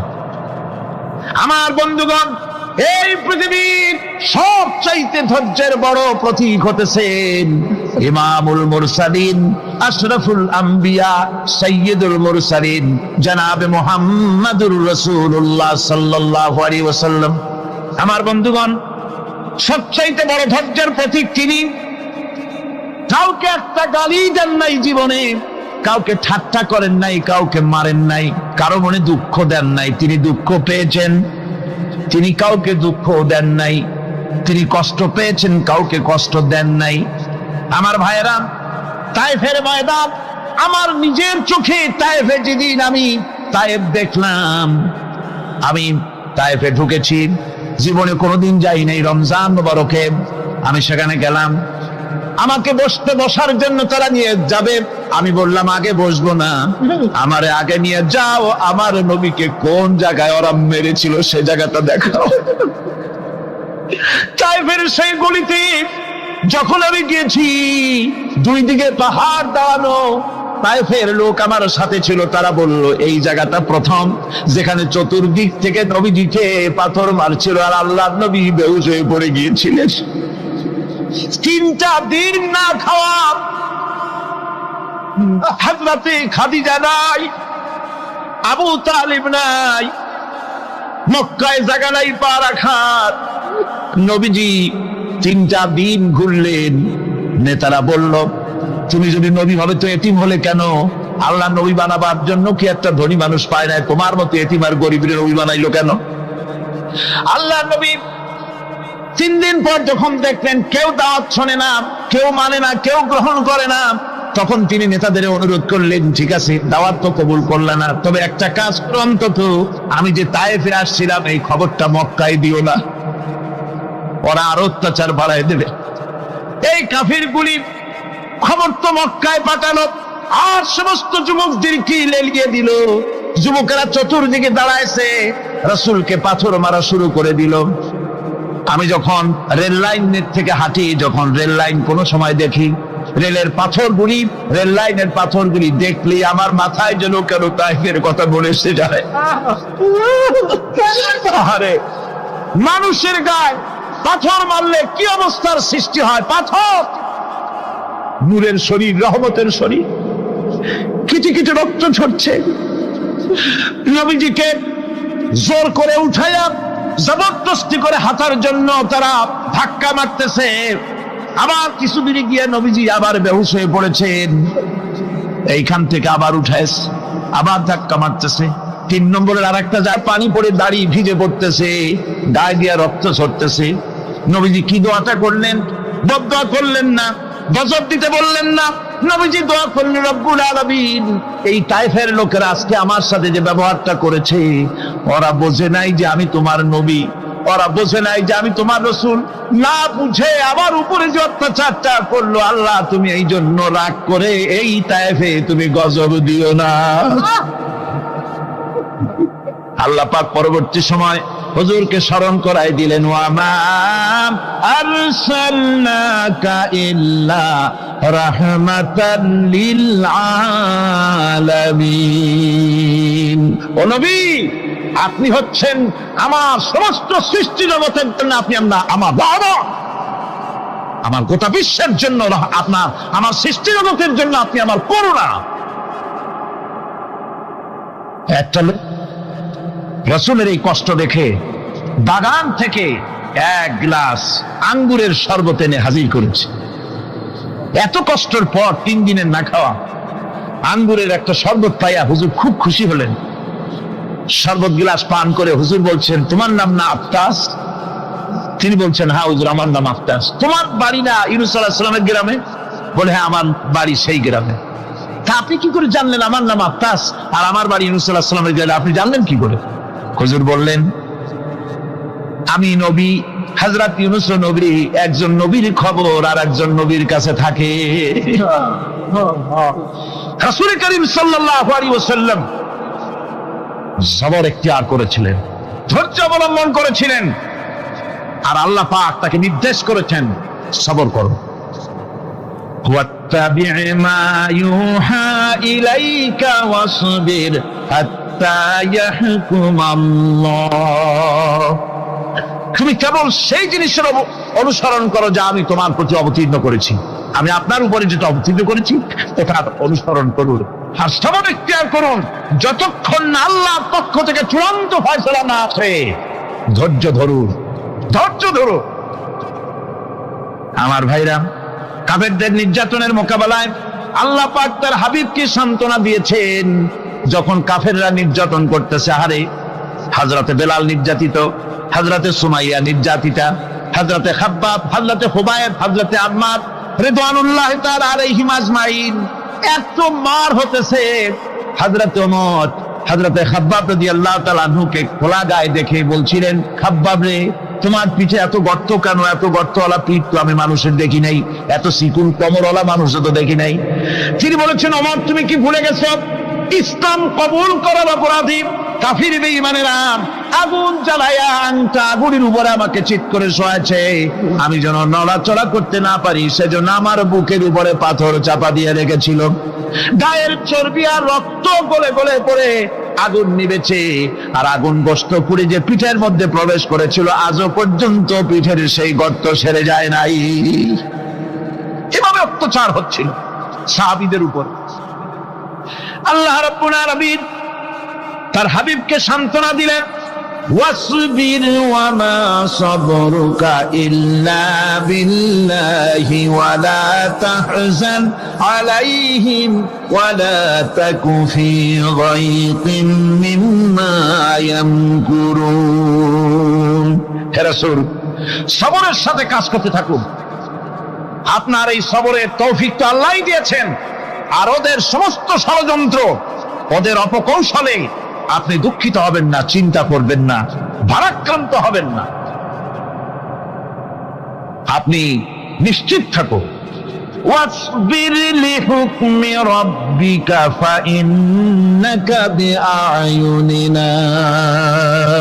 হে নবী, আপনার রবের চূড়ান্ত ফয়সালা আসা পর্যন্ত ধৈর্য ধারণ করুন, আপনি তো আমার চোখের সামনে। সুবহানাল্লাহ, সুবহানাল্লাহ। আপনি আমার চোখের সামনে, কে আপনাকে কি করবে আমি দেখবো না? সুবহানাল্লাহ। মন্ত্রী যদি, এই সলিমুদ্দিন মার্কা মন্ত্রী যত আছে, এই মন্ত্রীরা যদি কয় ব্যথা তো ভয় কিসে, আমি তোকে দেখছি না, সাহসটা কেমন বাড়ে, কেমন বাড়ে সাহস। আরে কোনো মন্ত্রী ছাতা মাতা না, কোন প্রেসিডেন্ট রাজা বাচ্চা না, আকাশ আর জমিনের মালিক আমার আল্লাহ রাব্বুল আলামিন বলছেন, হাবিব কোন চিন্তা নাই, আপনি আমার চোখের সামনে। ওরা চায় আপনাকে দুনিয়া থেকে মিটাই দিতে, আর আমি চাই ওয়ারাফানা লাকা যিকরাক, আপনার প্রশংসা তো হবে গোটা বিশ্ব জুড়ে, সর্বত্র ছড়িয়ে যাবে আপনার নাম। সুবহানাল্লাহ বিহামদিহি। আল্লাহ পাক অন্যত্র বলেছেন, ওয়ালাকাদ কুযযিবাত রুসুলুম মিন ক্বাবলিকা ফাসাবারু আলা মা কুযযিবু ওয়া উযু হাত্তা আতাহুম নাসরুনা। হে মুহাম্মদ সাল্লাল্লাহু আলাইহি সাল্লাম, আপনার পূর্বে অসংখ্য নবী রাসূল এই পৃথিবীতে আসছে এবং জুলুম আর নির্যাতনের শিকার তারা হয়েছেন, অবশেষে তাদের প্রতি আল্লাহর সাহায্য এসেছে। সুতরাং আপনাকেও ধৈর্য ধারণ করতে হবে, ধৈর্য ছাড়া কোনো পথ নাই, ধৈর্য আপনাকে ধারণ করতেই হবে। আর এই ধৈর্য ধারণ করলে পরে আল্লাহর চূড়ান্ত ফয়সালা আসবে, তখন আল্লাহ পাক মেহেরবানি করবে। আমার ভাইরা, এই ধৈর্য পৃথিবীর সমস্ত পয়গম্বরেরা ধৈর্য অবলম্বন করেছেন, কখনো অধৈর্য হন নাই। দিন কায়েমের সংগ্রামে নবী রাসূলগণ দারুণ ভাবে সবর ইখতিয়ার করেছেন। বৃদ্ধবাদীদের সকল রকমের নির্যাতন, অপকৌশল, ষড়যন্ত্র, এই সব কিছু মোকাবেলা করেছেন ধৈর্যের নীতি অবলম্বন করি, কখনো ধৈর্যচ্যুতি তাদের মধ্যে ঘটেনি। বরং আল্লাহ রাব্বুল আলামিন তাদের প্রতি সন্তুষ্ট হয়েছেন। যারা এই ধৈর্য ধরেছে তাদের উপরে সন্তুষ্ট হয়ে আল্লাহ রাব্বুল আলামিন বলেছেন, ওয়া কাআইয়্যিম মিন নাবিয়্যিন কাতালা মাআহু রিব্বিয়ুনা কাসীর। এর আগে অনেক নবী এসেছিলেন যাদের সাথে বহু আল্লাহওয়ালা লোক লড়াই করেছেন। فما وهنوا لما أصابهم في سبيل الله وما ضعفوا وما استكانوا। আল্লাহর পথে তাদের উপর যত বিপদ এসেছিল তারা হতাশ হয়ে পড়েন নাই, দুর্বলতা দেখাননি, বাতিলের সামনে মাথাও নত করেন। ওয়াল্লাহু ইউহিব্বুস সাবিরিন। আর আল্লাহ পাক ধৈর্যশীল যারা, তাদেরকে আল্লাহ পাক ভালোবাসেন। আমার ভাইরা, ধৈর্যের পরিচয় রাসূল করিম সাল্লাল্লাহু আলাইহি ওয়াসাল্লাম উহুদের ময়দানে যখন আক্রান্ত হয়ে গেলেন, চতুর্দিকে কাফেররা ঘিরে ধরেছে, বাঁচার কোনো পথ নাই। সাহাবায়ে কেরাম রাসূলকে পাহারা দিলেন। যারা রাসূলকে পাহারা দিতে দাঁড়াইছেন, জীবন দিয়া পাহারা দিতে দাঁড়ায় গেছে, রাসূলের দিকে মুখ দিয়া, পিঠটা বাইরের দিকে দিয়ে রাসূলকে পাহারা দেওয়া শুরু করেছেন।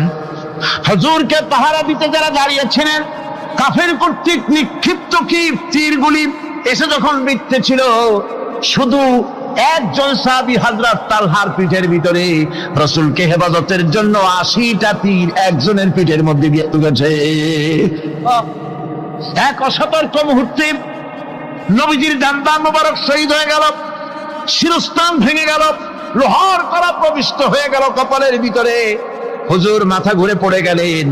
হযরত আবু উবাইদা রাদিয়াল্লাহু তাআলা আনহু হুজুরের মস্তক মোবারককে করে নিয়ে তারপরে বহু কষ্ট করে মাথা থেকে লোহার কড়া বের করলেন। এবার ওই কড়ার ছিদ্র দিয়ে রক্ত আসতেছে, মুখ দিয়ে রক্ত পড়তেছে, দাড়ি ভিজে যাচ্ছে।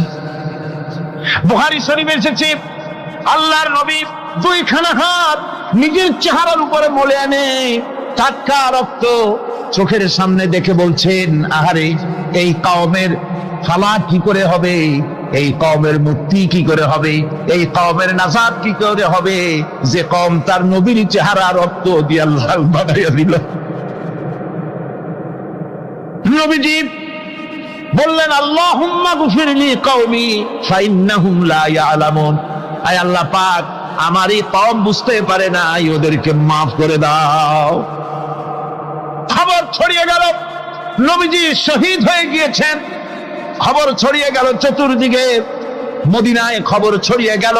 মানুষ পাগলের মতো দৌড়ানো শুরু করে দিল। এক মেয়ে লোক দৌড়াচ্ছে ওহদের দিকে। কয়েকজন সাহাবীর সঙ্গে দেখা, তারা জিজ্ঞেস করলেন, দৌড়াও কেন মহিলা, যাও কই?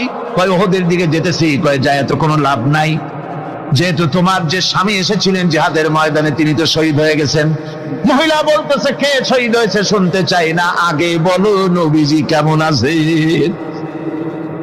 আবার কিছুক্ষণ পর আর কয়েকজনের সঙ্গে দেখা, তারা বলছে, মেয়ে লোক দৌড়াও কই?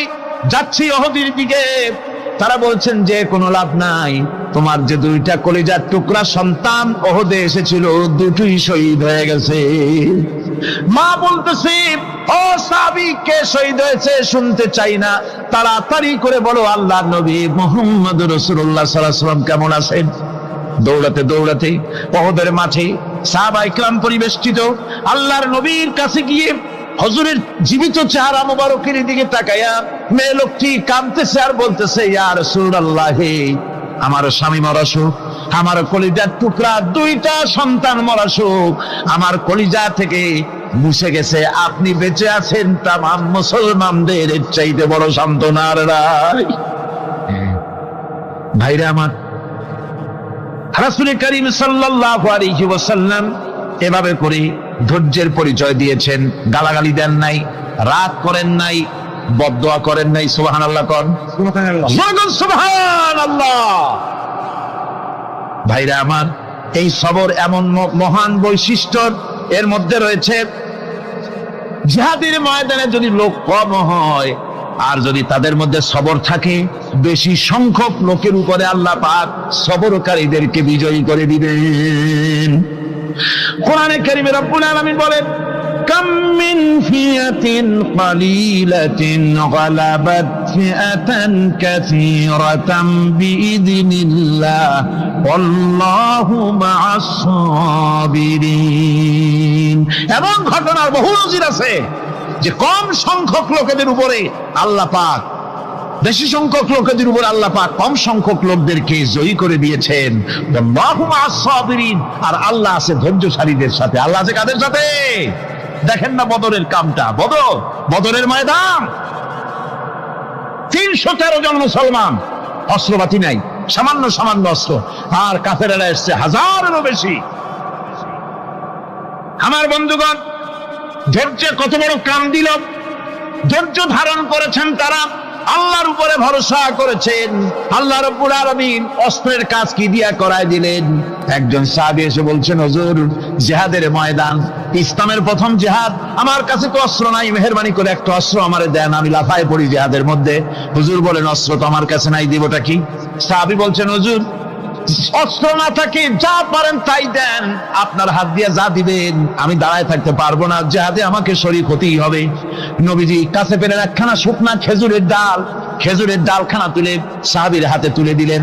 সাহাবী বলেন, রাসূলের হাতের দেওয়া শুকনা খেজুরের ডালটা নিয়ে আমি যখন কাফেরদের ভিড়ের মধ্যে ঝাঁপায় পড়ে যখন শুকনা খেজুরের ডাল দিয়ে আঘাত দিলাম, তখন ধারালো তরবারি দিয়ে আঘাত করলে যে কাম হয়, শুকনা খেজুরের ডালের আঘাতে কাফের দ্বিখণ্ডিত হয়ে জমিনে পড়ে গেল। ভাইরা আমার, আল্লাহ রাব্বুল আলামিন সবর যারা করে, সংখ্যা যদি কম হয়, আল্লাহ পাক তাদেরকে বিজয়ী করে দেবেন, এই ওয়াদা আল্লাহ রাব্বুল আলামিন করেছেন। এই সবরের গুণ ছাড়া জান্নাতেও প্রবেশ করা যাবে না, সবর যদি না থাকে বেহেশতে যাওয়া যাবে না। ভালো করে মনে রাখেন, আল্লাহ পাক বলছেন, আম্মা হাসিবতুম আন তাদখুলুল জান্নাতা ওয়া লাম্মা ইয়া'লামিল্লাহুল্লাযীনা জাহাদু মিনকুম ওয়া ইয়া'লামাস সাবিরিন। তোমরা কি মনে করেছো এমনি বেহেশতে চলে যাবা? এটা কি মামু বাড়ির আবদার নাকি? এমনি ব্যস্ত চলে যাবা। অথচ আল্লাহ রাব্বুল আলামিন এখনো দেখেন নেননি যে তোমাদের মধ্যে কারা জিহাদ করতে প্রস্তুত, কারা তোমাদের মধ্যে জিহাদ করে জান দেওয়ার জন্য প্রস্তুত, আর কারা ধৈর্যধারী, এটা তো আল্লাহ এখনো দেখে নেন নাই। সুতরাং হক এবং বাতিলের সংগ্রামে লিপ্ত হতে হবে। আল্লাহ দেখতে চান কারা জীবন দিতে চায়। সুতরাং ইসলামী আন্দোলনে যারা শরীক হবে তাদের বিপদ এবং মুসিবত দিয়ে আল্লাহ রাব্বুল আলামিন তাদের সাহসিকতা এবং ধৈর্যের পরীক্ষা নিবেন। কোরআনে কারীম বলছেন, وَلَنَبْلُوَنَّكُمْ حَتَّى نَعْلَمَ الْمُجَاهِدِينَ مِنكُمْ وَالصَّابِرِينَ وَنَبْلُوَ أَخْبَارَكُمْ। অবশ্যই আমি তোমাদেরকে পরীক্ষার সম্মুখীন করব, আর তোমাদের মধ্যে সত্যিকার মুজাহিদ, দৃঢ়তা অবলম্বনকারী কারা আমি তা দেখব। এটা যেন আমি দেখে নিতে পারি, সেই জন্য আমি বিপদ এবং মুসিবতের মধ্যে তোমাদের ফেলবো। ধৈর্যধারীদের উপরে আমার রহমত অবশ্যই থাকবে। খবর এমন এক সম্পদ যা ধারণ করলে পরে আল্লাহ রাব্বুল আলামিন রাষ্ট্রীয় ক্ষমতা দান করে দেন। কোন সুবহানাল্লাহ, জোরে কোন সুবহানাল্লাহ। ধৈর্য ধারণ করলে আল্লাহ রাষ্ট্রের মতো বিরাট নিয়ামত আল্লাহ হাতে তুলে দিবেন। তার প্রমাণ কোরআন শরীফ আল্লাহ বলছেন, বনি ইসরাইলরা মিশর থেকে যখন বহিষ্কার হয়ে গেল, তাদের যখন পা রাখার কোনো জায়গা থাকলো না, বনি ইসরাইলরা মিশর থেকে যখন বহিষ্কার হয়ে গেল, এরপরে আল্লাহ পাক তারা যখন ধৈর্য অবলম্বন করলো, আল্লাহ পাক তাদের ব্যাপারে বলছেন, ওয়া আওরাসনাল কওমাল্লাযীনা কানু ইউসতাদআফুনা মাশারিকাল আরদি ওয়া মাগারিবা আল্লাতী বারাকনা ফিহা। আর তাদের স্থলে আমি নির্যাতিত লোকদেরকে প্রতিষ্ঠিত করলাম। পশ্চিম এবং উত্তরের তাদেরকে আমি পশ্চিম এবং পূর্বের উত্তরাধিকারী তাদেরকে বানায় দিলাম। বিরাট এলাকা তাদের হাতে আমি তুলে দিলাম। ওয়া তাম্মাত কালিমাতু রাব্বিকাল হুসনা আলা বানি ইসরাঈলা বিমা সাবারু। আর এভাবে করে আল্লাহ পাক তার কথাকে পূর্ণ করলেন বনি ইসরাইলদের উপরে সবর এখতিয়ার করার জন্য। ধৈর্য ধারার কারণে আল্লাহ পাক রাষ্ট্রের মালিক তাদের বানাই দিলেন। যেরকম সুবহানাল্লাহ। সবর যদি করা হয়, তো যুদ্ধ যদি বাদে, যদি জাহাজ শুরু হয়ে যায়, আল্লাহ পাক বলেছেন ফেরেশতা দিয়ে সাহায্য করবে। যদি সবর থাকে, তোমাদের সবর থাকলে আল্লাহ কি দিয়ে সাহায্য করবেন? ফেরেশতা। কোরআনে কারীম বলছি, বালা ইন তাসবিরু ওয়া তাত্তাকু ওয়া ইয়াতুকুম মিন ফাওরিহিম হাদা ইউমদিদুকুম রাব্বুকুম বিখামসাতি আলাফিন মিনাল মালাইকাতি মুসাউমিন। হ্যাঁ, তোমরা যদি ধৈর্য অবলম্বন করো আর আল্লাহকে ভয় করে চলো, তাহলে এক্ষুনি আল্লাহ রাব্বুল আলামিন তোমাদের জন্য কাতারে কাতারে শৃঙ্খলাবদ্ধ 10,000 ফেরেশতা দিয়ে তোমাদেরকে সাহায্য করবেন। সুবহানাল্লাহ। তোমাদেরকে ফেরেশতা দিয়ে সাহায্য করা হবে। তোমরা যদি সবর এখতিয়ার করো, তাহলে সংখ্যা যদি কম হও, বেশি সংখ্যার উপরে জয়ী করে দেব। ইয়াকুম মিনকুম 20 সাবিরুনা ইয়াগলিবু মিয়াতাইন। যদি তোমাদের ভিতরে ধৈর্যশীল 20 জন হয়, আমি 200 কাফেরের বিরুদ্ধে তোমাদেরকে জয়ী করে দেব। সুবহানাল্লাহ। তোমরা যদি হও ধৈর্যশীল 200, কি কয় 20 জন, 200 কাফেরের উপরে তোমরা জয়যুক্ত হয়ে যাবে। আর বিপদ আর মুসিবতে যারা ধৈর্য ধরে, তাদের জন্য আল্লাহর পক্ষ থেকে সুসংবাদ। সুসংবাদ কাদের জন্য? ধৈর্যধারীদের জন্য।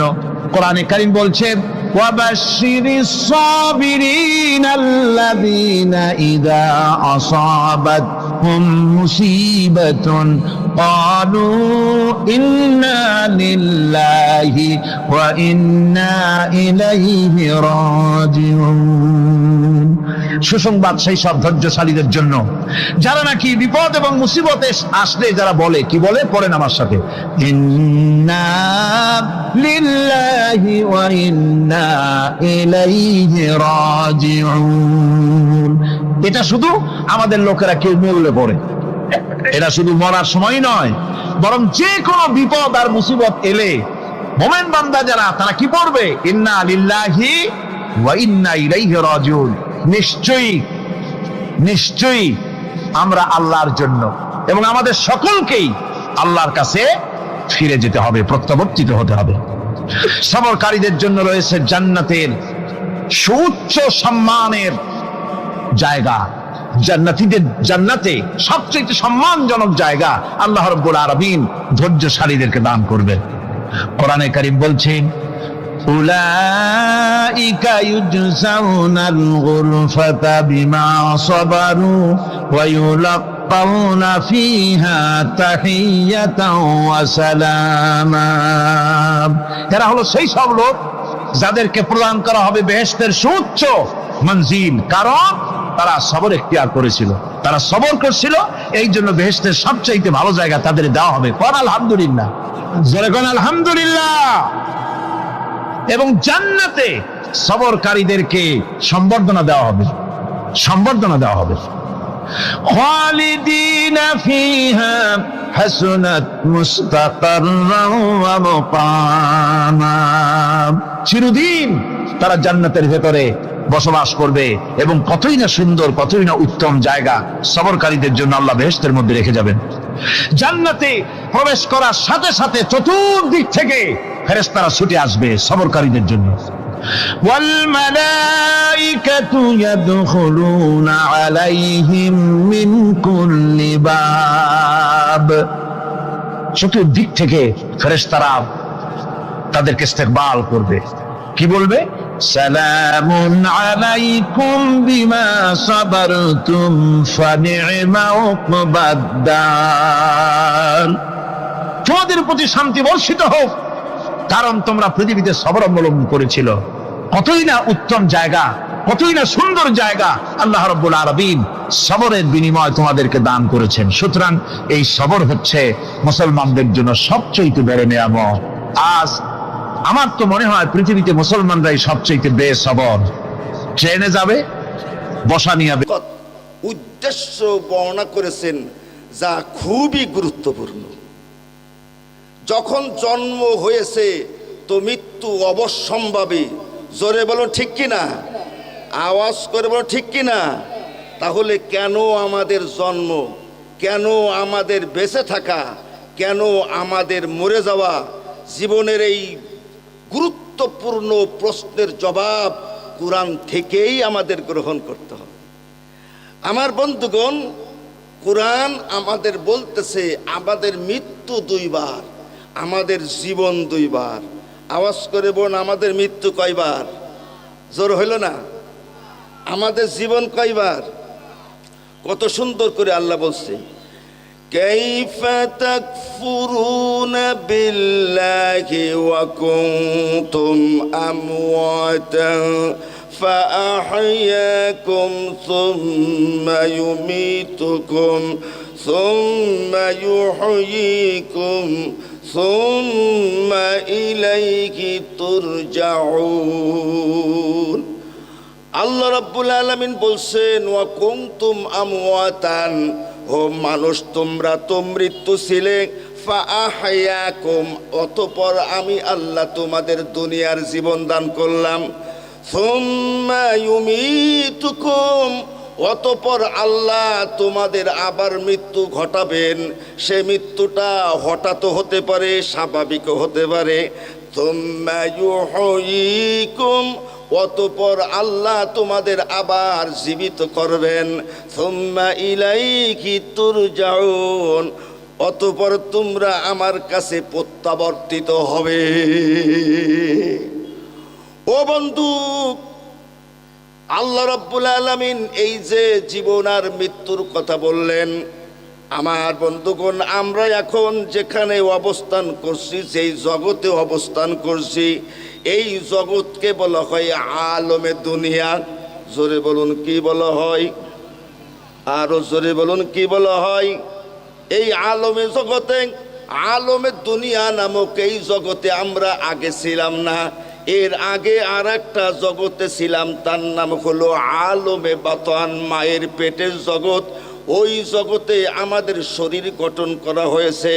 তারও আগে আর একটা জগতে ছিলাম, তার নাম হলো আলমে নফস, নফসের জগৎ, আত্মার জগতে ছিলাম। ওই আত্মা আল্লাহ রাব্বুল আলামিন মায়ের পেটের মধ্যে আমাদের শরীর গঠন করে আত্মাকে সুবিন্যস্ত করে জীবন্ত করে পৃথিবীতে আল্লাহ পাঠিয়েছে।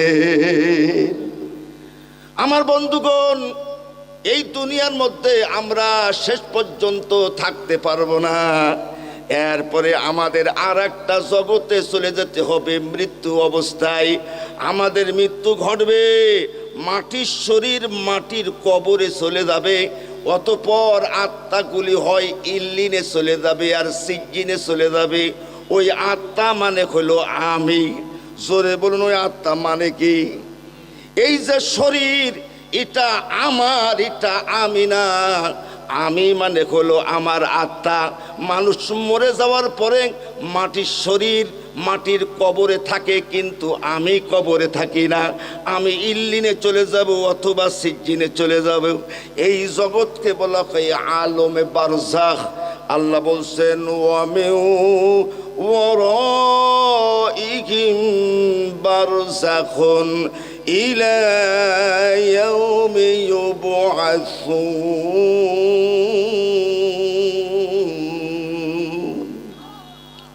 অনন্তকাল বারজাখ জগতে থাকতে হবে। বারজাখ মানে পর্দা বা আড়াল। এমন এক বারজাখ জগৎ, এমন এক পর্দা। আমার বাড়ির পাশে আমার বাপের কবরটা রয়েছে, অথচ তার সাথে কতদিন চলে গেল যোগাযোগ করতে পারলাম না। এই বারজাখ জগতে একটা লম্বা সময় থাকতে হবে। হাজার হাজার বৎসর হতে পারে, আবার লক্ষ লক্ষ বৎসর হতে পারে। তারপরে আল্লাহ রাব্বুল আলামিন মাটির মধ্যে আমাদের ওই হাড় হাড্ডি দিয়ে আবার আমাদের শরীরকে গঠন করা হবে।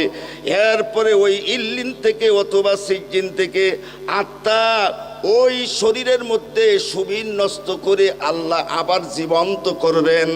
আমাদেরকে উঠানো হবে সে জগতে, তার নাম হলো আলমে হাসর। একটু জোরে বলা যাবে না সুবহানাল্লাহ? আমার কথা কি আপনাদের বুঝে আসে? একটু জোরে বলুন, বুঝে আসে? এই কবরের জগৎ, বারজাখ জগৎ, এটা বড় রহস্যময় জগৎ। এই জগতের ব্যাখ্যা বিশ্লেষণ করে না বোঝা সম্ভব, না বোঝানো সম্ভব, যতদিন পর্যন্ত না আমরা ওই জগতে প্রবেশ করছি। বন্ধুগণ, এরপরে কবর থেকে আবার উঠানো হবে। এটাকে বিশ্বাস হয়? জোরে বলুন, বিশ্বাস হয়? আমাদের যে এখানে এই জায়গায় এসে আমাদের যে বিশ্বাস করতে একটু কষ্ট হয়, তা আল্লাহ জানে। এই জন্য আল্লাহ রাব্বুল আলামিন বলছেন ইয়াকুলুনা আইযা মিতনা ওয়া কুননা তুরাবান ওয়া ইযামান আইন্না লামাবউসুনা খালকান জাদীদা। দুনিয়ার মানুষেরা বলতে চায়, তাই তো নামাজে ভালো লাগে না, মসজিদ ভালো লাগে না, ইসলামী আন্দোলন ভালো লাগে না। তারা বলতে চায়, আরে আমি যখন মরে গেলাম আমার শরীর হাড় হাড্ডি মাটির সঙ্গে মিশে গেল, আবার আমাকে জীবিত করা হবে, জীবন্ত করা হবে। এটা কি সম্ভব? এটা কি বিশ্বাস করা যায়? এটা কি যুক্তিতে কথা বলে? আল্লাহ রাব্বুল আলামিন বলছেন কুল কুনু হিজারাতান আও হাদিদা। ও দুনিয়ার মানুষ, নবী আপনি জগৎবাসীকে বলে দেন, মৃত্যুর পরে যদি পাথর হও আর লোহাও হয়ে যাও, পাথর এবং লোহা থেকে আমি আল্লাহ বের করব। এই ক্ষমতা কি আল্লাহর আছে? একটু জোরে বলুন, আছে?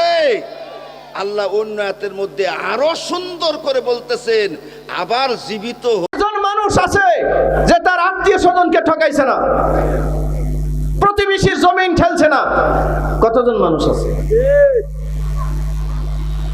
এই কারণে আল্লাহ রাব্বুল আলামিন এই তেলাওয়াত আয়াতের মধ্যে বলেন ইয়া আইয়ুহাল্লাযীনা আমানুত্তাকুল্লাহ,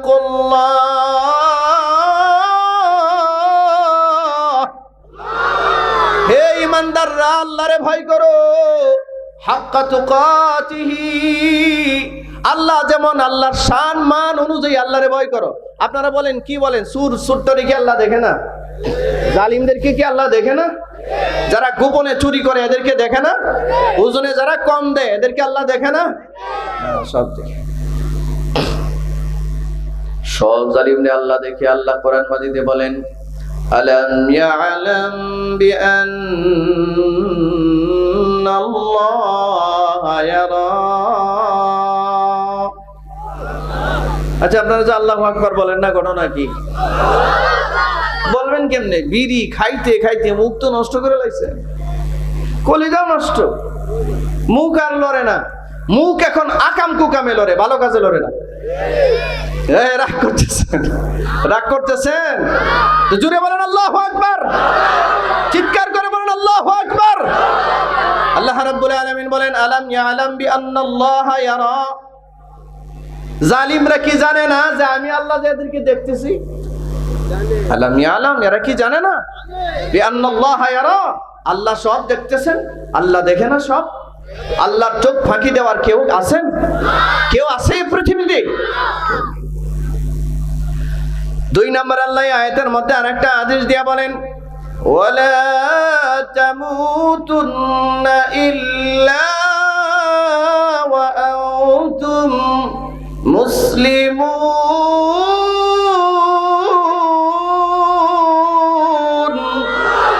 আল্লাহ রাব্বুল আলামিন বলেন, হে ঈমানদাররা, তোমাদের প্রতি 1 নাম্বার আদেশ, আল্লাহরে ভয় করো, যেমনে ভয় করার দরকার এমনে ভয় করো, আল্লাহর হক অনুযায়ী ভয় করো, এটা একটা আদেশ।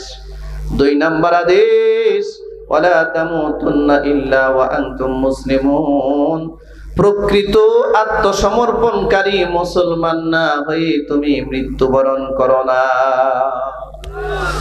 এই 2 নাম্বার আদেশ কি আয়াতের মধ্যে? 2 নাম্বার আদেশ হচ্ছে মুসলমান না হয়ে তুমি মৃত্যুবরণ। আচ্ছা, আপনারা কি মুসলমান না? আমরা কি মুসলমান না? আরে যে ইমানদার তারই মুসলমান বলে, ঠিক কিনা জোরে বলেন। অথচ কোরআন মাজিদে আল্লাহ বলেন, হে ইমানদাররা আল্লাহরে ভয় করো, আবার 2 নম্বরে বলে মুসলমান না হইয়া মরো না। তার মানে বোঝা গেল ইমানদারের মাঝে আর মুসলমানিত্বের মধ্যে পার্থক্য আছে। আছে কি নাই? এটা বুঝবার জন্য একটা হাদিস পড়ছি, হাদিসটার তরজমা বলবো নাকি? কারা কারা প্রস্তুত আছেন একটু হাত দেখান। মনোযোগ আছে? রাগ টাগ করতেছেন না তো? হযরত আবু হুরায়রা রাদিয়াল্লাহু তাআলা আনহু থেকে হাদিস বর্ণিত, তিনি বলেন, আন আবি হুরায়রা রাদিয়াল্লাহু তাআলা আনহু قال قال رسول الله صلى الله عليه وسلم। হযরত আবু হুরায়রা রাদিয়াল্লাহু তাআলা আনহু থেকে হাদিস বর্ণিত, তিনি বলেন, একদিন আল্লাহ রাসূল সাহাবায়ে কেরামদের সামনে আসলেন।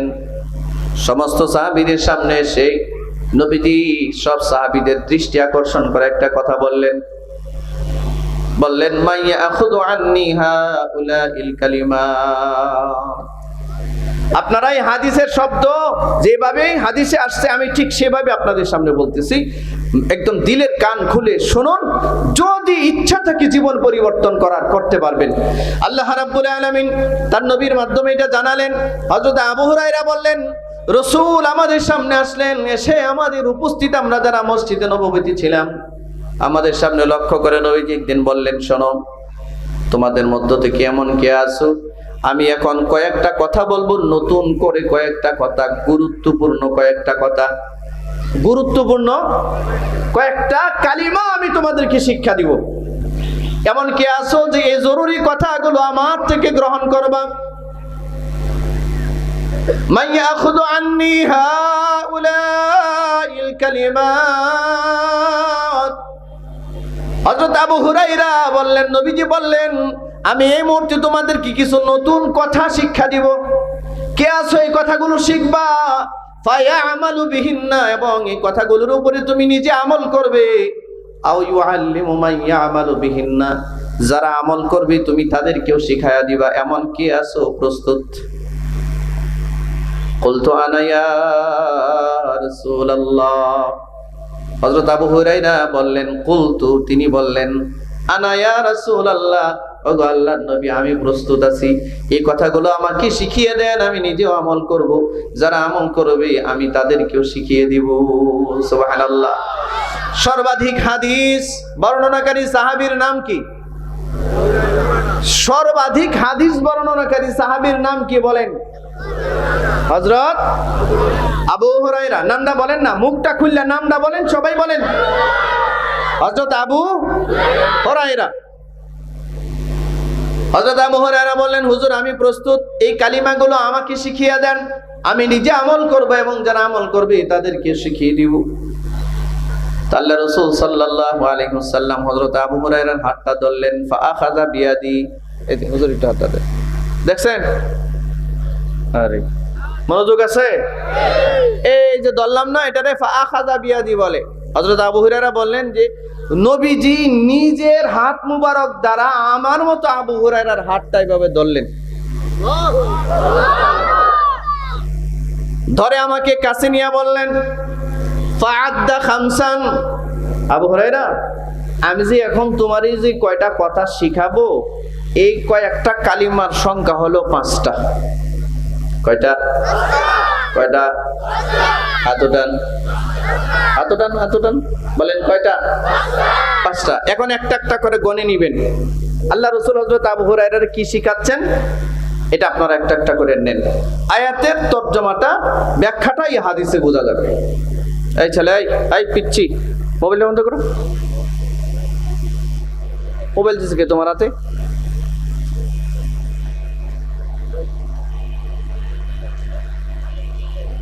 তো অনেক ডিস্টার্ব করতেছে বাচ্চাগুলো।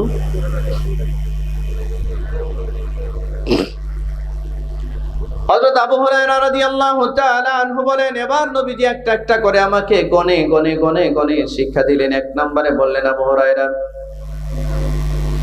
ইত্তাকিল মাহারিম তাকুন আবাদান নাস। মনোযোগ আছে নাকি? সবার আছে? জরুরি কথা, কিন্তু জরুরি কথা বুঝেন না, হাতে ধরে রাসূল শিখাচ্ছেন। এক নম্বরে বললেন, আবু হুরায়রা, ইত্তাকিল মাহারিম। ও আবু হুরায়রা, আল্লাহ তোমার জন্য যা হারাম